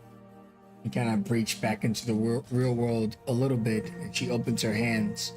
One hand there's a pink petal, and the other one there is a green leaf. Which one do you want? Lois looks down at the two plants before him. And once again, feeling between his mechanical and organic hands, his consciousness leads away from his missing arm and more toward what he actually has now, as he'll grab whichever one is to his left. Okay. When you start moving towards the pink petal, it glows. As you pass over the other one, begins to erode. And she asks you, now imagine a place of only peace. What comes? Fruition. And I want you to think of that because we're going to come back to it. Yeah. Next, Sora, you hear the same thing. Open your eyes. Sora opens them. And you see the world that you crafted. Tells you, why this? Why is this what you've made? The Mother Nature and Sora find themselves on this raft. Sora sitting cross-legged against the makeshift pole that carries the sail as the turbulent seas crash and rage around them. There's almost like a sense of peace despite all of this chaos all around them. It was the most fear I ever felt in my life, but it was also the most alone and the most unwanted I'd ever felt in my life, making the trek to the mainlands.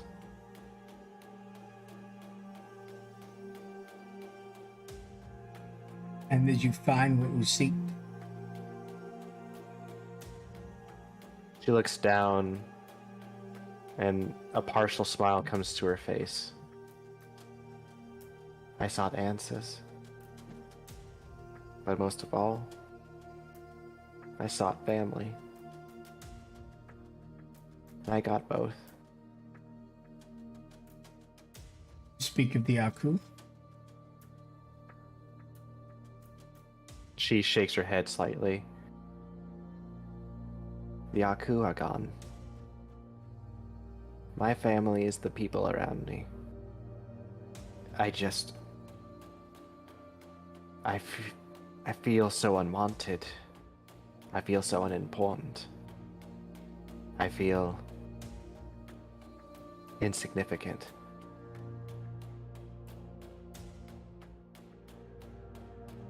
As she says this, the turbulent seas just darken further as the clouds above crackle with lightning.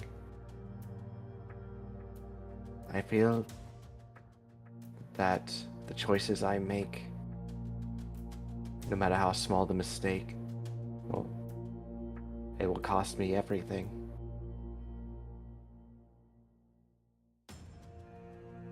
What will you do to prevent that?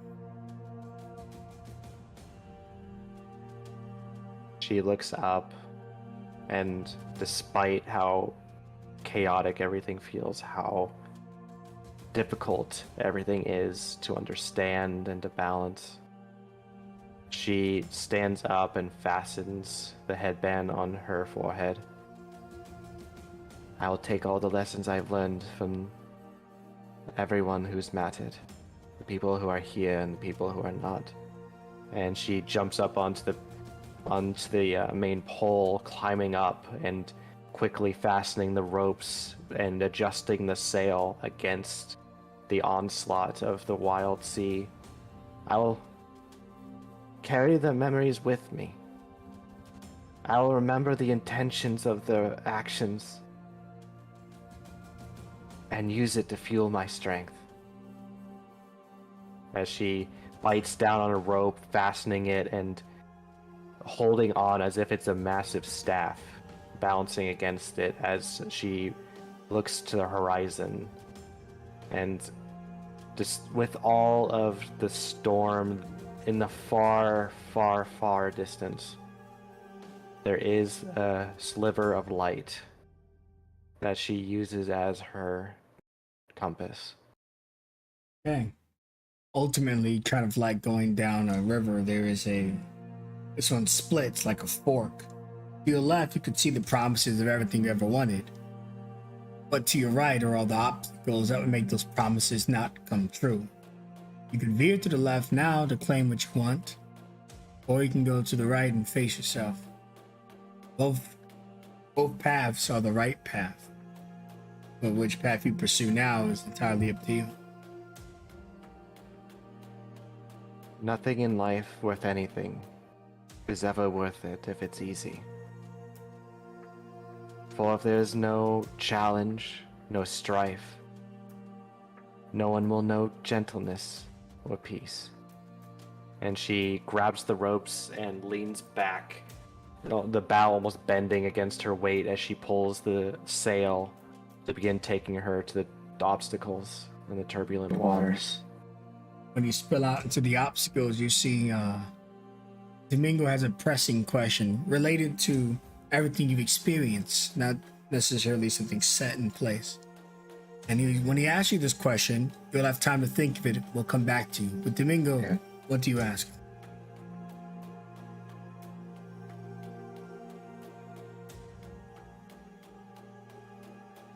As you're pulling back in that direction, going in that direction, Domingo will say, imagine a place of pain. What causes it? Think of that. Next, we have Phoenix. The same thing. You open your eyes and you find yourself in this place you created, and why this place, Phoenix?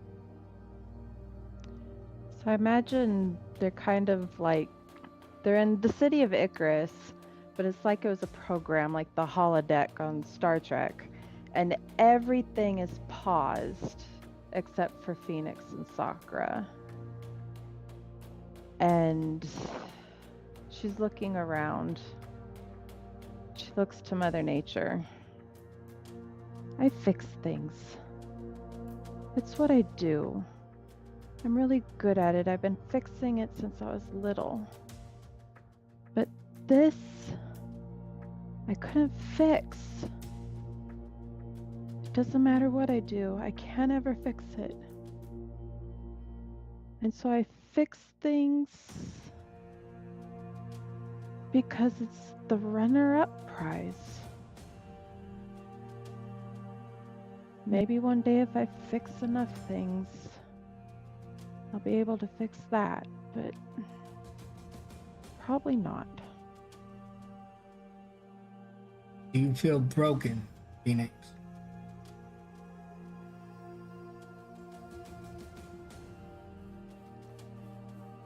Yeah. Yeah, I do. And since you can fix anything, how will you pursue fixing this?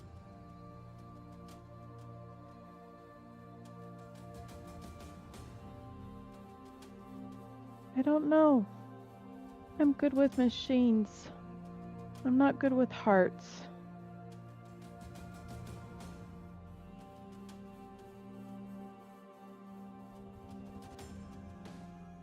The relationship, your father, how does that make you feel? For everything that you've learned, for everything that you've become. She turns in the city, looking in the direction of Clamdor's workshop. And the city around them just zooms by them, the wind blowing their hair as if they're being moved fast forward, standing right in front of the workshop, or actually just within the workshop. And Clamdor's going about working on whatever he's working on. My whole life, I didn't want to be like him. But I'm afraid I'm going to become like him. If we are successful in the task that we've been given, I might be a hero to the world, but despised by the people I'm supposed to love most. Empty. Missing the person that we desired the most. And for you, who is that?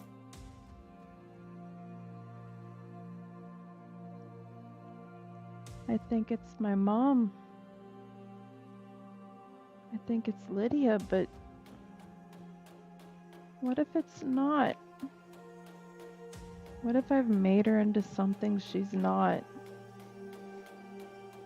What if I'm missing what's right in front of me?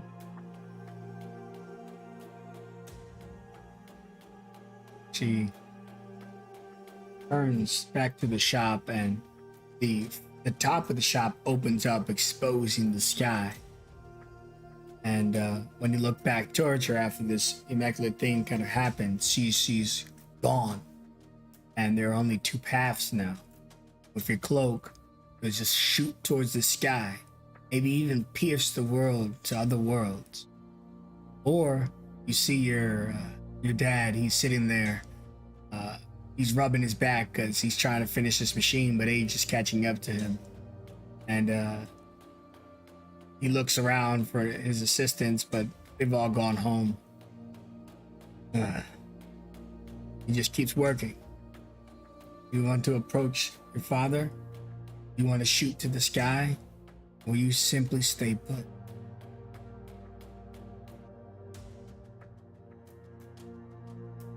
She looks up to the sky. A tear runs down her face.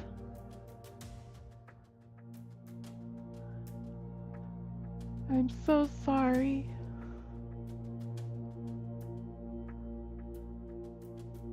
I'm so sorry.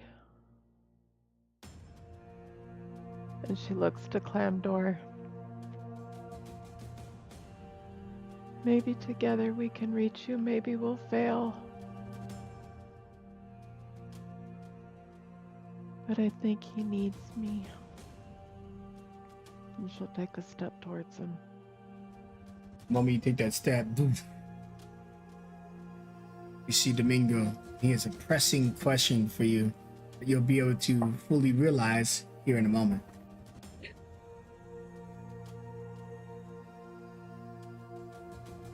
Will it ever truly be enough?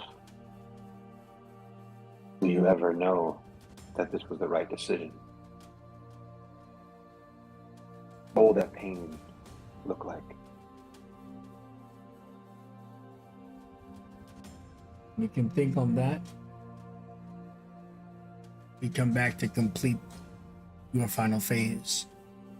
Emmerich, you hear Mother Nature's voice soothing on the air. Open your eyes.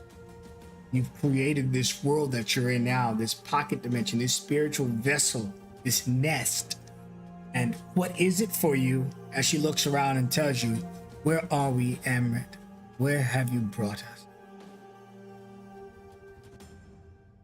Nowhere. And it's better this way. This darkness that clouds your every step, turning all paths into nothing. How do you know where to walk? Where do you go from here?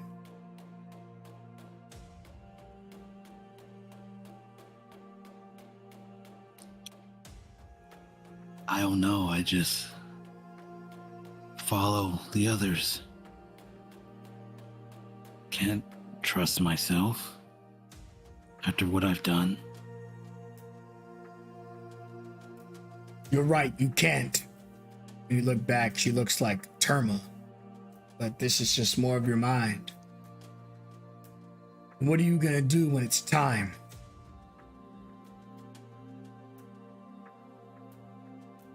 To what? And you turn around, there's just more of you. To face us. To face yourself. Emmert, spreads his arms out wide. I mean, take a swing. Go ahead, get out your swords. Swing.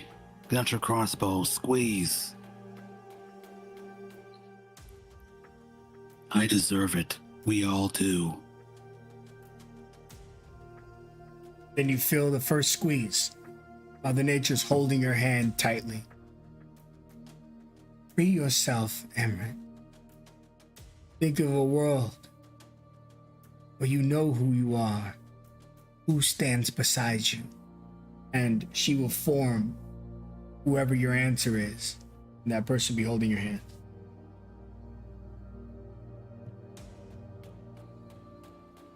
The first person would be... It will be Judith.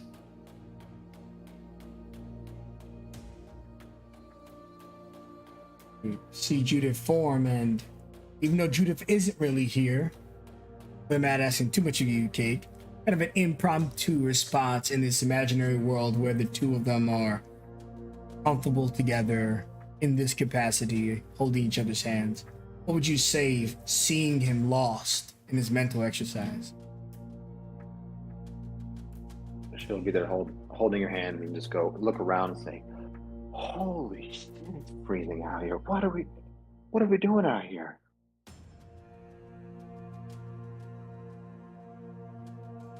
Kind of shivered.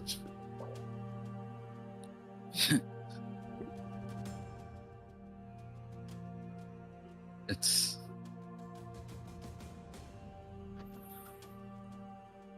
Look, this is kind of silly.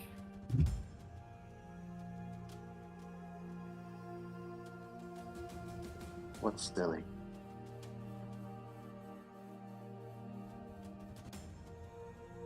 I don't know. All of it.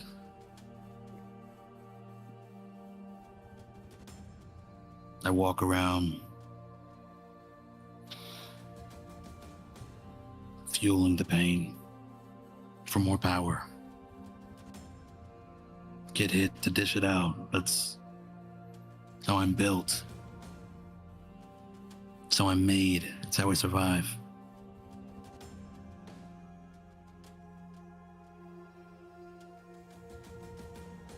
Are you looking for another option?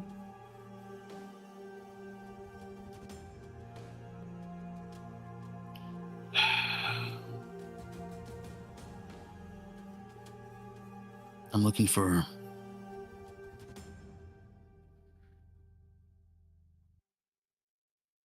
some kid to stop hurting.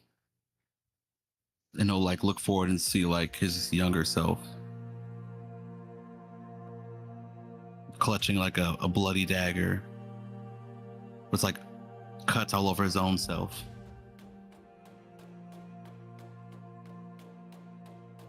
Okay. This child is now alone in this room with these bloody toys, and a spotlight forms on the left of you. The leader of a night chapter, Theos, extending his hand.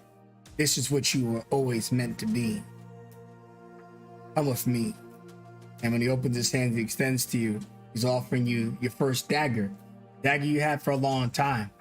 Dagger you still have, even though you don't use it. You remember at this moment, you carry this object and where it came from. You got an option now to take that. But on the other side of it, first is Judith. Spotlight. And then the rest of your friends form behind her.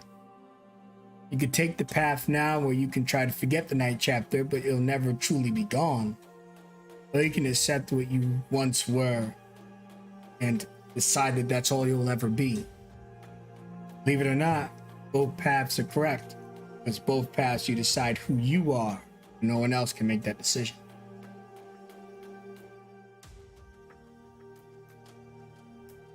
Can I think on it? Of course, we'll be back to you. Nearly forgot, I just wanted your answer. We return to Luis, who I believe took the pedal, and you were asked to make your place. Have you had time to think of what that is? Yep, I know exactly what it will be. Okay. As Lewis takes the pink petal and holds it in his hand, he slowly closes his palm over it and closes his eyes as the surrounding area that was once filled with white grass and a red sky start to almost ash away. All the grass starting to turn to ash and reassemble around him. Around when he starts to slowly open his eyes, seems to be some sort of wood cabin. Expansive, but nothing too extravagant. A small fireplace on the side. Furniture that seems a little bit more worn out than it should be. Looking like it should have been replaced quite a while back, but simply hasn't. With all sorts of food on the table. And as Lewis looks around, the ash starts to reform itself into humanoid figures. And laughter fills the air as each of the figures form. The phoenix just chilling on one of the chairs and fiddling away at a trinket. Of Emra and Judith hanging out in a corner of the room, just talking, sharing different stories and just laughing with each other. Emra just kind of nodding in agreement with the grin across his face. Sora painting on the side as Dando tries to mess with her and paint's just splattered across both of their faces. Laughing, they're filling their face. It seems to be some sort of party. But as Lewis looks around and a smirk starts to form on his face, contentment starting to grow, he notices someone within the crowd. He notices what seems to be a fox fauna of some sort. Their face not particularly detailed. But seeing that, the surrounding area starts to shift. A small crack around where that figure stands. But Lewis tries to ignore it and turns toward Clamdor over to the side, once again just laughing and ignoring the problem. But looking past Clamdor, he sees another. A dark elf leaning against one of the walls. And once again, the wall starts to crack. Feeling even more desperation, he once again turns, trying to hold himself together the best he can. This time to Sakura, who's just on the side, trying to make small talk with someone. but instead he sees a human dressed in white clerical garbs, and he sees what seems to be her mouth of just a frown that slowly shifts into a grin. And once again, he tries to shift away to Minerva, a face of just lovingness across her face. But in the center of what Lewis is now realizing to be a cabin that looks all too familiar to him. The one that he'd rented out all those years ago with his closest friends. Stands someone that he'd only met recently, his replacement when he left the Tangled. And as they stand there, everything cracks before a static effect engulfs the entirety of the surroundings and falls to sheer ash onto the ground as he's brought back to the white plane.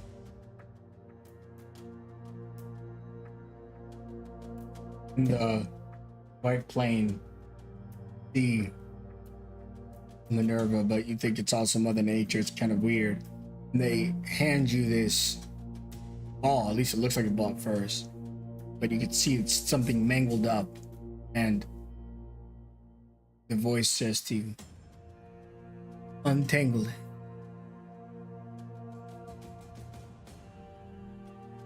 Lewis looks down at the ball,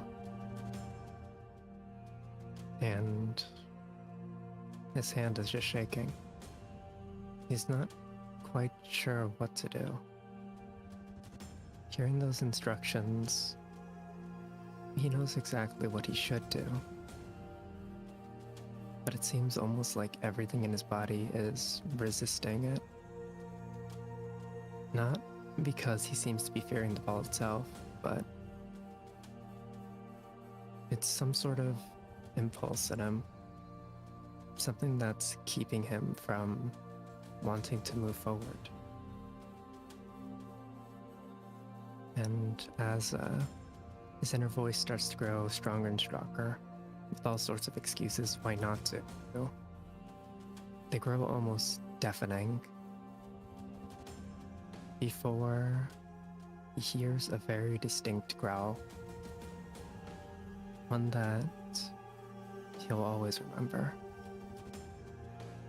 Of that damn dragon. He turns around and sees Tyrandrum facing down against 3 figures, only within maybe 15 feet of him, and he could easily join the fight. And as Tyrandrum takes his tail and swings down at the one dressed in a clerical garb, he remembers what the scene is. And Lewis knows fully well that he has 2 choices. He could either reenact something that he'd often regretted, or he would do it again. And Lewis, before he's able to think, has already jumped in front of this clerical being and raises up the tangled ball up into the sky as it clashes together with Tyrandrum's tail. Sparks fly all around as the grass billows about. And the ball slowly starts to untangle one string at a time as it starts to engulf him.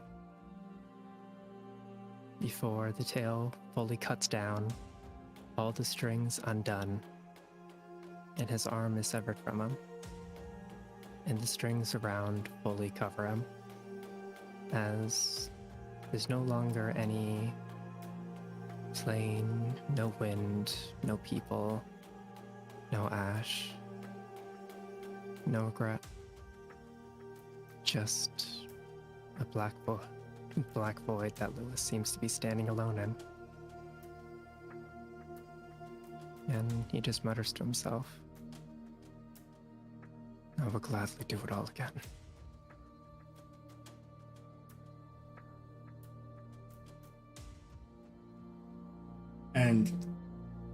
see the tangled thing wrapping around Tyrandrum forms. Remind you that just because something is tangled doesn't mean it's bad. You see your old team filling in those ranks as your new team. Together, you exit the final phase and you awaken the end of the path. Not having realized you walked it, but often our journeys are not always things we can see. But we always do experience them. As you take in the fresh air, so you can see all of the surrounding like you're attuned to this forest, this pond, this lake. And you're at some semblance of peace. Now, of course, all your problems aren't solved. But you actually took a chance, a moment to breathe, to understand the assignment, the objective. Kind of understand what you have to do, what must be done. Realize that you can't just hold on to everything that bound you. And that you're still a member of the Tangle. In your heart and your soul where it matters. Lewis opening his eyes and finding himself at the end of the path. Just takes a deep breath, recalling everything that happened in his head, and reaches down into his pockets and just kind of rubs his finger along that small talisman of 4 interlocking leather strings, long worn down over the 20 years, far longer than 20, counting the life it had before he left, but still on him nevertheless. And his eyes just soften.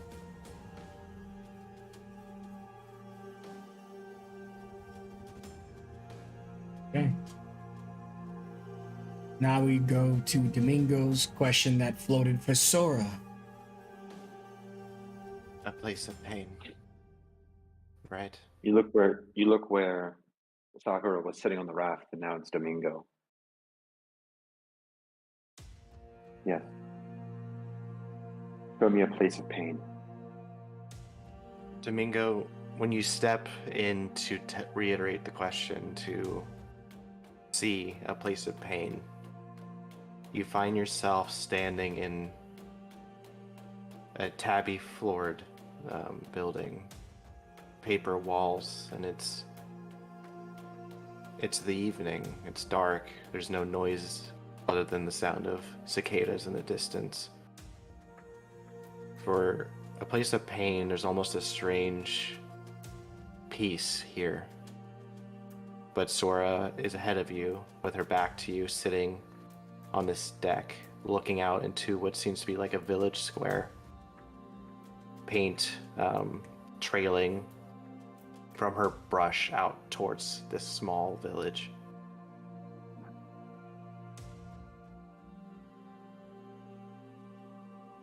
When you get This closer, is your pain. when you get Please closer, elaborate. you see the trail that comes from the staff that goes out into this village. You see bodies. Many, many bodies. All with these trails and lines that all lead to her staff. You see familiar face forms, but you also see many monkey fauna or creatures with monkey features, but their faces are blurred, undiscernible, vague. But the more detailed, the more familiar forms, such as Lewis, his body is seen face up, holding hands with Minerva, who lays next to him. You see Amrut, his body draped over Judith, almost as if protecting her. Phoenix, almost buried under fragments of robotics, maybe of Jenkins, maybe of everything she's ever crafted or created. And every single one of them all have the same wound of a pierced hole where their hearts would lie. We're all from it. And it all traces back to Sora's staff. And all the lines forming some kind of face. Unfamiliar to Domingo, but definitely of Maybe. something. This is my place of pain.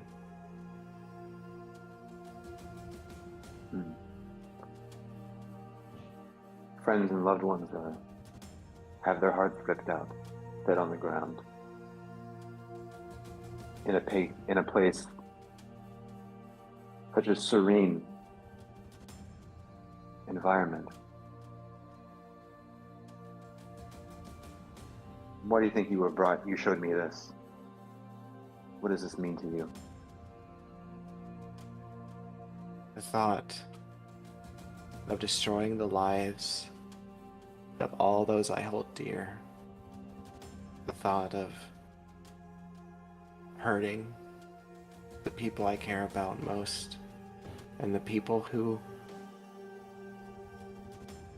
are gone, and being the reason they hurt, being the reason they are not here anymore. That gives me no greater pain. Why would you do such a thing?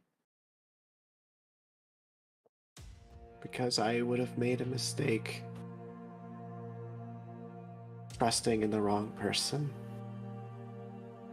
and being the reason they would all suffer. Because I believed in the wrong belief.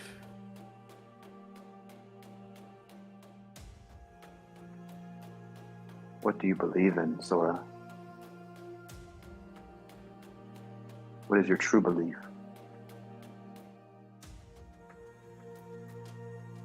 All things change. All things end. I believe no one is beyond redemption. I believe love frees and heals. What if they are?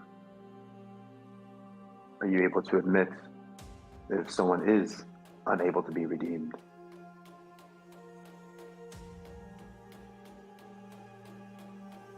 It's hard to say that it's my choice to make. Or if I'm not willing to forgive, how will there ever be forgiveness? But I see now what you mean, how this could be a very true path.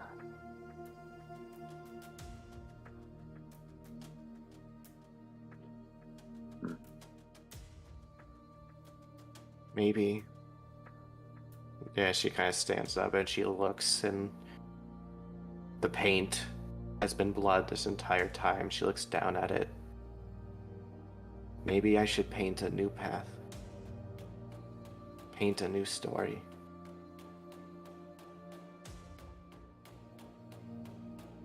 Where would that take you? Someplace free.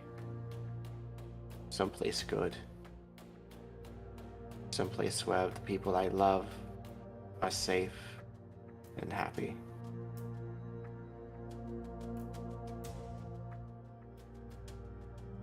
And she takes up the staff, looking at it. It becomes a small paintbrush in her hand, but she does a sweeping gesture with it as the scene, almost as if it's an eraser, goes away. And she waves her arm again, and just paint moves across the screen, almost as if watercolor of a hill, a large hill, but light softly glows over its horizon as a sun slowly rises.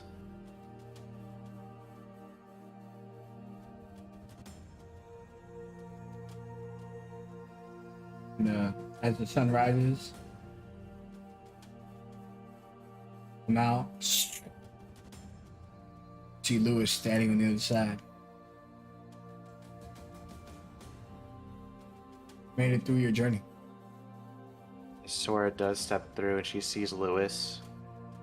Her lip kind of curls and tears well up in her golden eyes, and she just lurches forward and hugs him tightly. Lois, with his hands initially in his pockets, sees Sora about to finish, and a slight smirk just forms across his face. And seeing all those emotions finally come up into one large hug, he gladly just wraps his arms around her back and just kind of like rests his chin on her head. Not saying anything, just being there.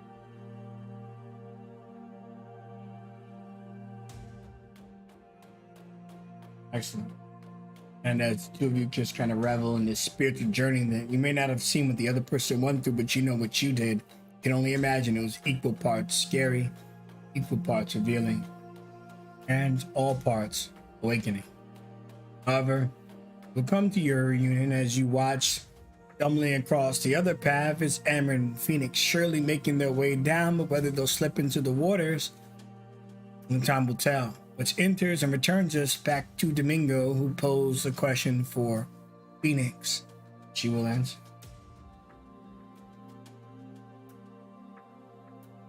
Do Phoenix, you want to? Oh, go ahead. show me a place of pain.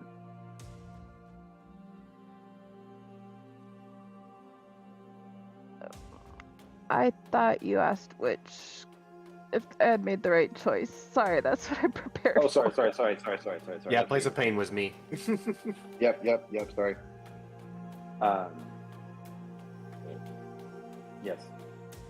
As you're heading towards the direction of your father, Clamdor, you see Domingo is flying alongside you, and he'll ask that question: was this the correct choice?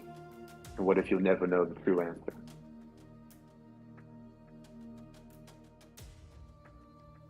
If you look up towards the moon, it's indescribably far away. You look to Clamdor, he's a few yards away. The moon seems like the harder choice. But that's not true for me. Towards the moon is everything I always wanted.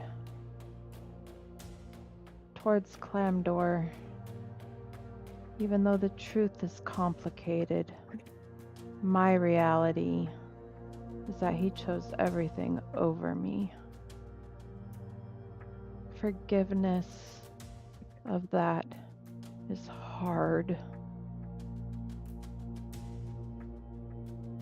But the mistakes I made in the past was letting my pain stop me from doing the right thing. I think this is right because it's the hard one. I may never know. If our minds together are stronger and we actually succeed at getting to the moon, then I'll know. I may never get up there. I guess I'll die knowing that it was actually, even if I never get up to the moon, this still could have been the right choice, because who knows, she might be perished before I get up there. But Clamdor, he still has a little bit. Because you took this path, it doesn't set it in stone. Well, you said yourself this is the hard path to choose. What if it fails? And how will you keep it from failing?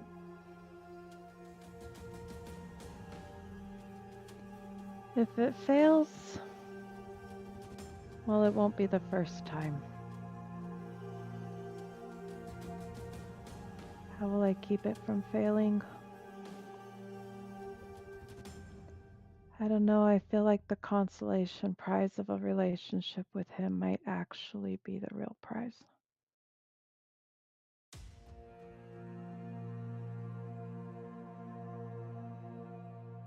Do you think he'll truly accept you? After all the mistakes you've made? Yeah, because he knows what it's like to make mistakes.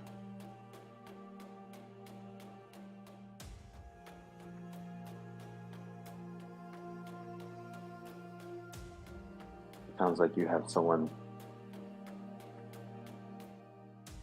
on your side no matter what.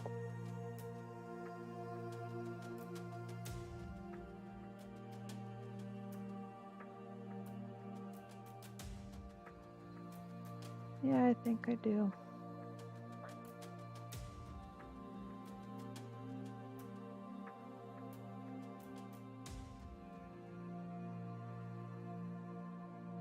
You look up and you'll see the moon. The moon that was ever so far away is closer now. If she Almost noticed, halfway closer. that makes her smile and her steps towards Clamdor quicken. And she'll approach him and ask, "How can I help?" As you take that last step to him where you say how you can help, Lewis and Sora, you see Phoenix land in her final spot, right there, right next to you.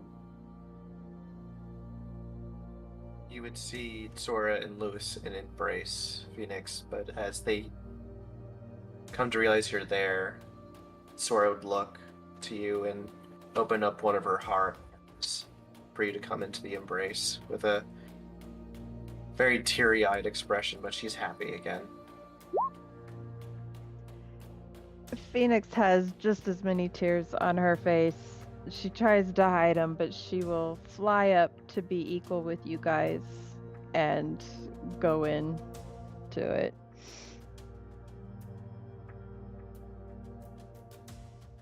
And as you hug him, you guys kind of come together. You could see that a rain begins to form, but it's not over any of you. It's only on Amrit, and kind of falling around you, perfectly avoiding you, and making the slope slippier.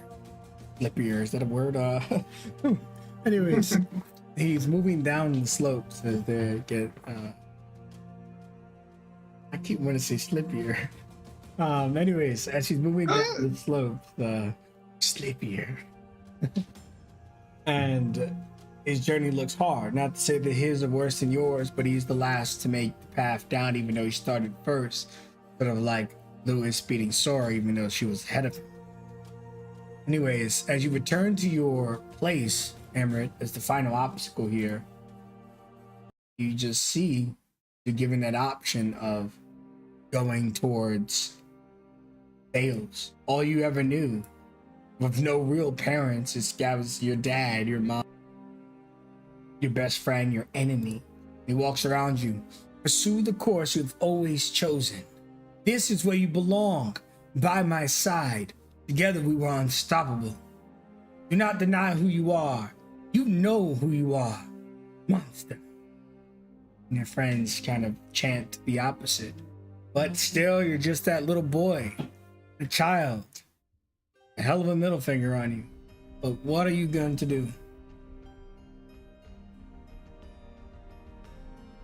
I'm not a monster. Not yours or anyone else's.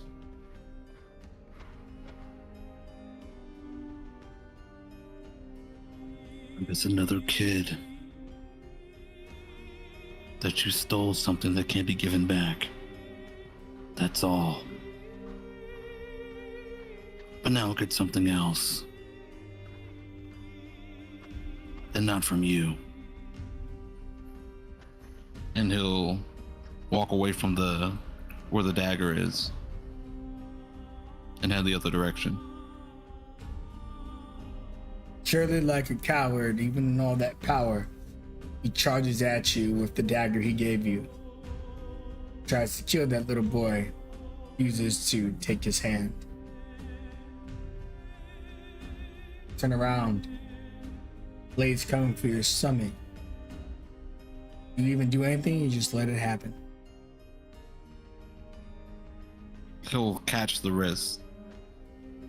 Now Theos is the child. Mask covering his face, his clothes so big that they're really kind of slinking about.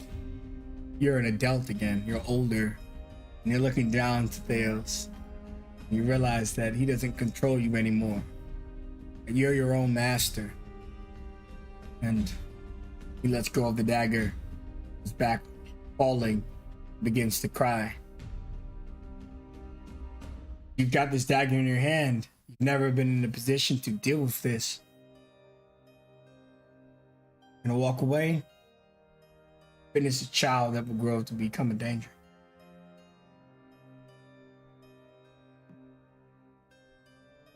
He'll look at the blade, and then throw it to the side. Hey. Then he'll hold out his hand. Come with me. He reaches out and grabs your thumb.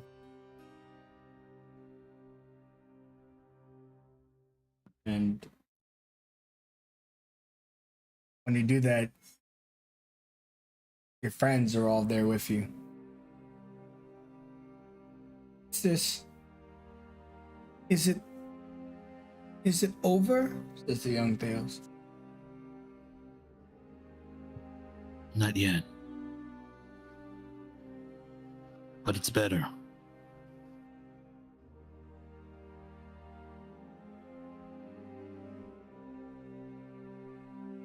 And when you say it's better, everything changes. Light shines in a place that was previously dark. And when you turn to your friends, for a moment you think you're still in that place. All around you, Phoenix floating, Sunsora standing by her staff, Lewis, ever the stoic teacher. You're all together. And Domingo and Sakura proudly in the center watching you all. You all did it. Conquered yourselves. You know your problems aren't going to disappear overnight or today. You now know what you must do. The way is clear, at least clearer. But as you all have each other, close out this session as a group, just as it began. One path, many destinies.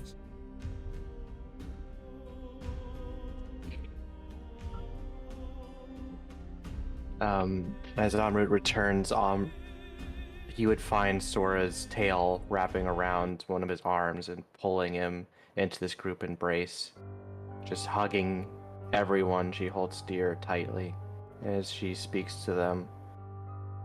I don't know what the future holds. I do not know what is right or what is wrong. But I choose to hold what matters most to me dearly. And all of you matter more to me than you will ever know. I know by sticking with you all and holding you dear, I will find the right answer. And we will find a way to help everyone and bring light. We all share the same sky. One sky, one destiny.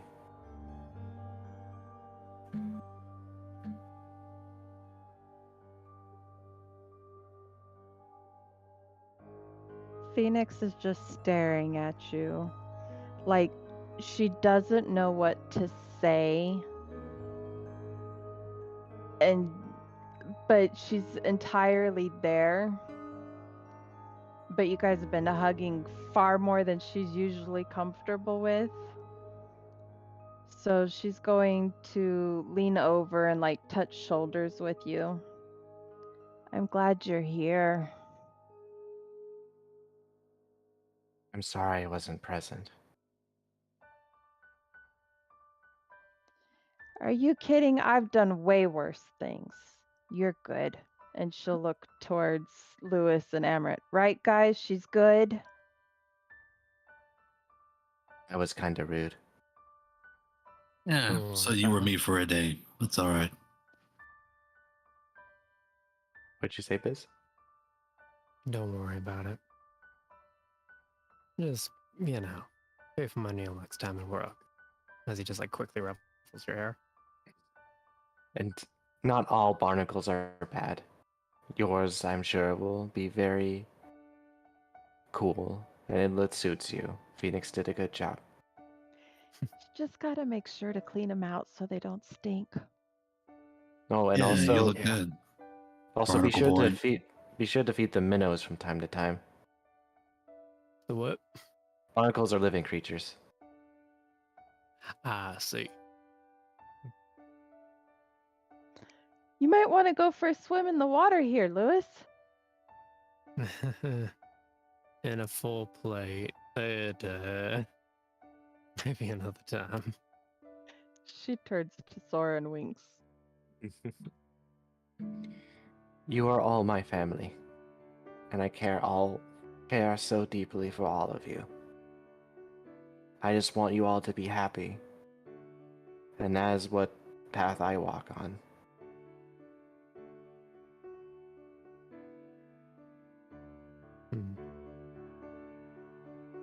I'll be here no matter how hard the path takes.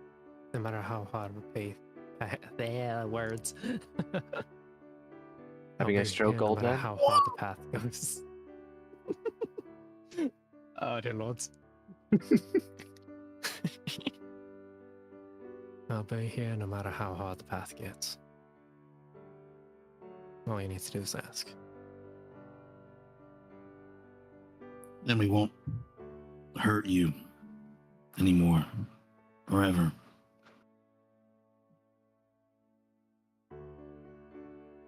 I know you won't.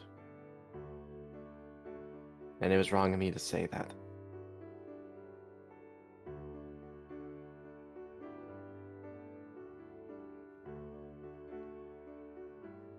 No, it's good to be reminded of my mistakes. I mean, I can show you the old stab wounds. You don't have to. Only kidding.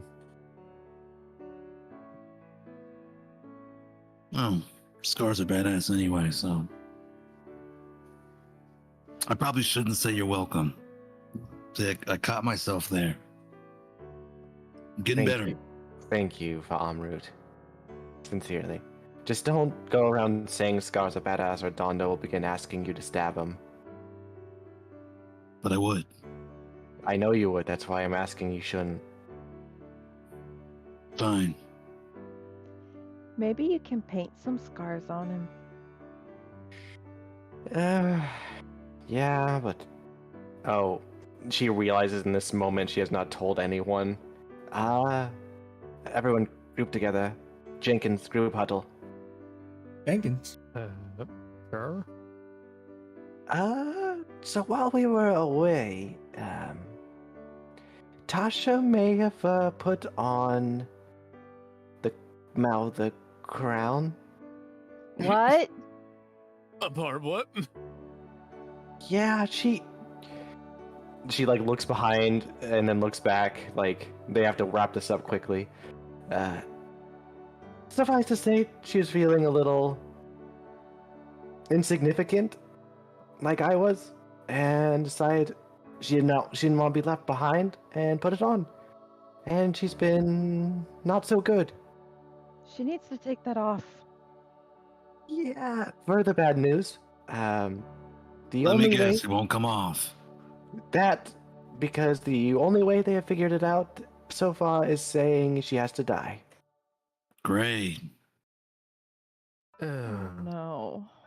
Wait, hold Or- on. What if You put her in a temporary cardiac arrest. Huh? Yeah, no, I highly doubt this would work.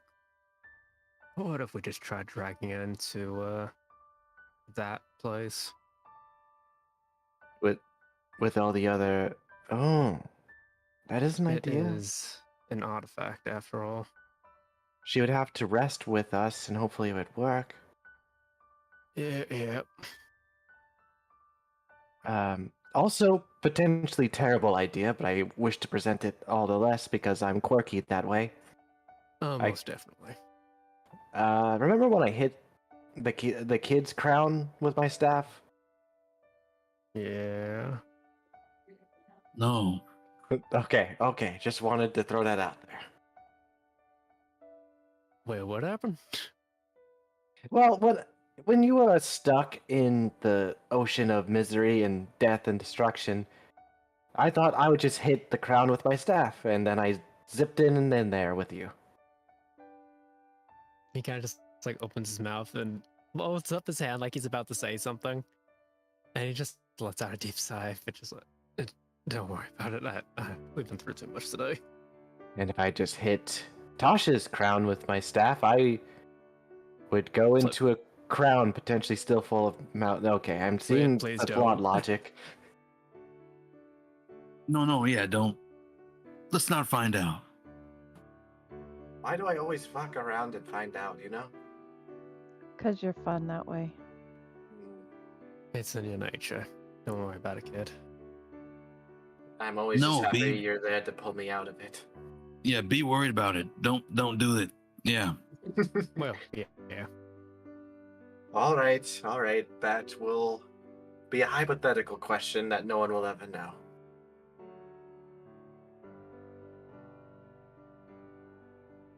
Are we ready to finish up training, everyone? Yeah, I've had enough for today, honestly. I'm tired. The wyverns come and swoop down, and Sakura goes, "They'll take you back to the city of roots now. You all did great. Our journey continues tomorrow." The wyverns look at you, More? bow down for you to climb onto them. There are 3 tests that must be passed. All of them will be different from the last. What you do tomorrow will be nothing like what you did today. But nonetheless, upon completion of them all, be further down the line, more powerful, more prepared, more ready to do what you must. Sora would go up to Columbine and... Was Columbine the girl or the male Drake?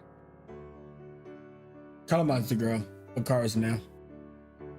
She would walk up and hug its big scaly neck, speaking in Draconic. There's the big, beautiful, scaly puppy. Take me home, please. Nods and begins to fly. They can go off a few, and as Bakari loads up Lewis and then just chomps Emerit's cape and flies off. Whoa! As you guys are flying back home, Sakura turns to Domingo. Now you see them for what they really are. Heroes are always born in unlikely places. There was a time when people didn't believe in me, nor you. We did just well, didn't we?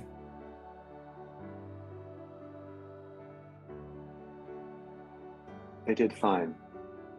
Many questions are still going to be answered the next couple days. I look forward to seeing what they have up their sleeves. At the very least, today shows promise.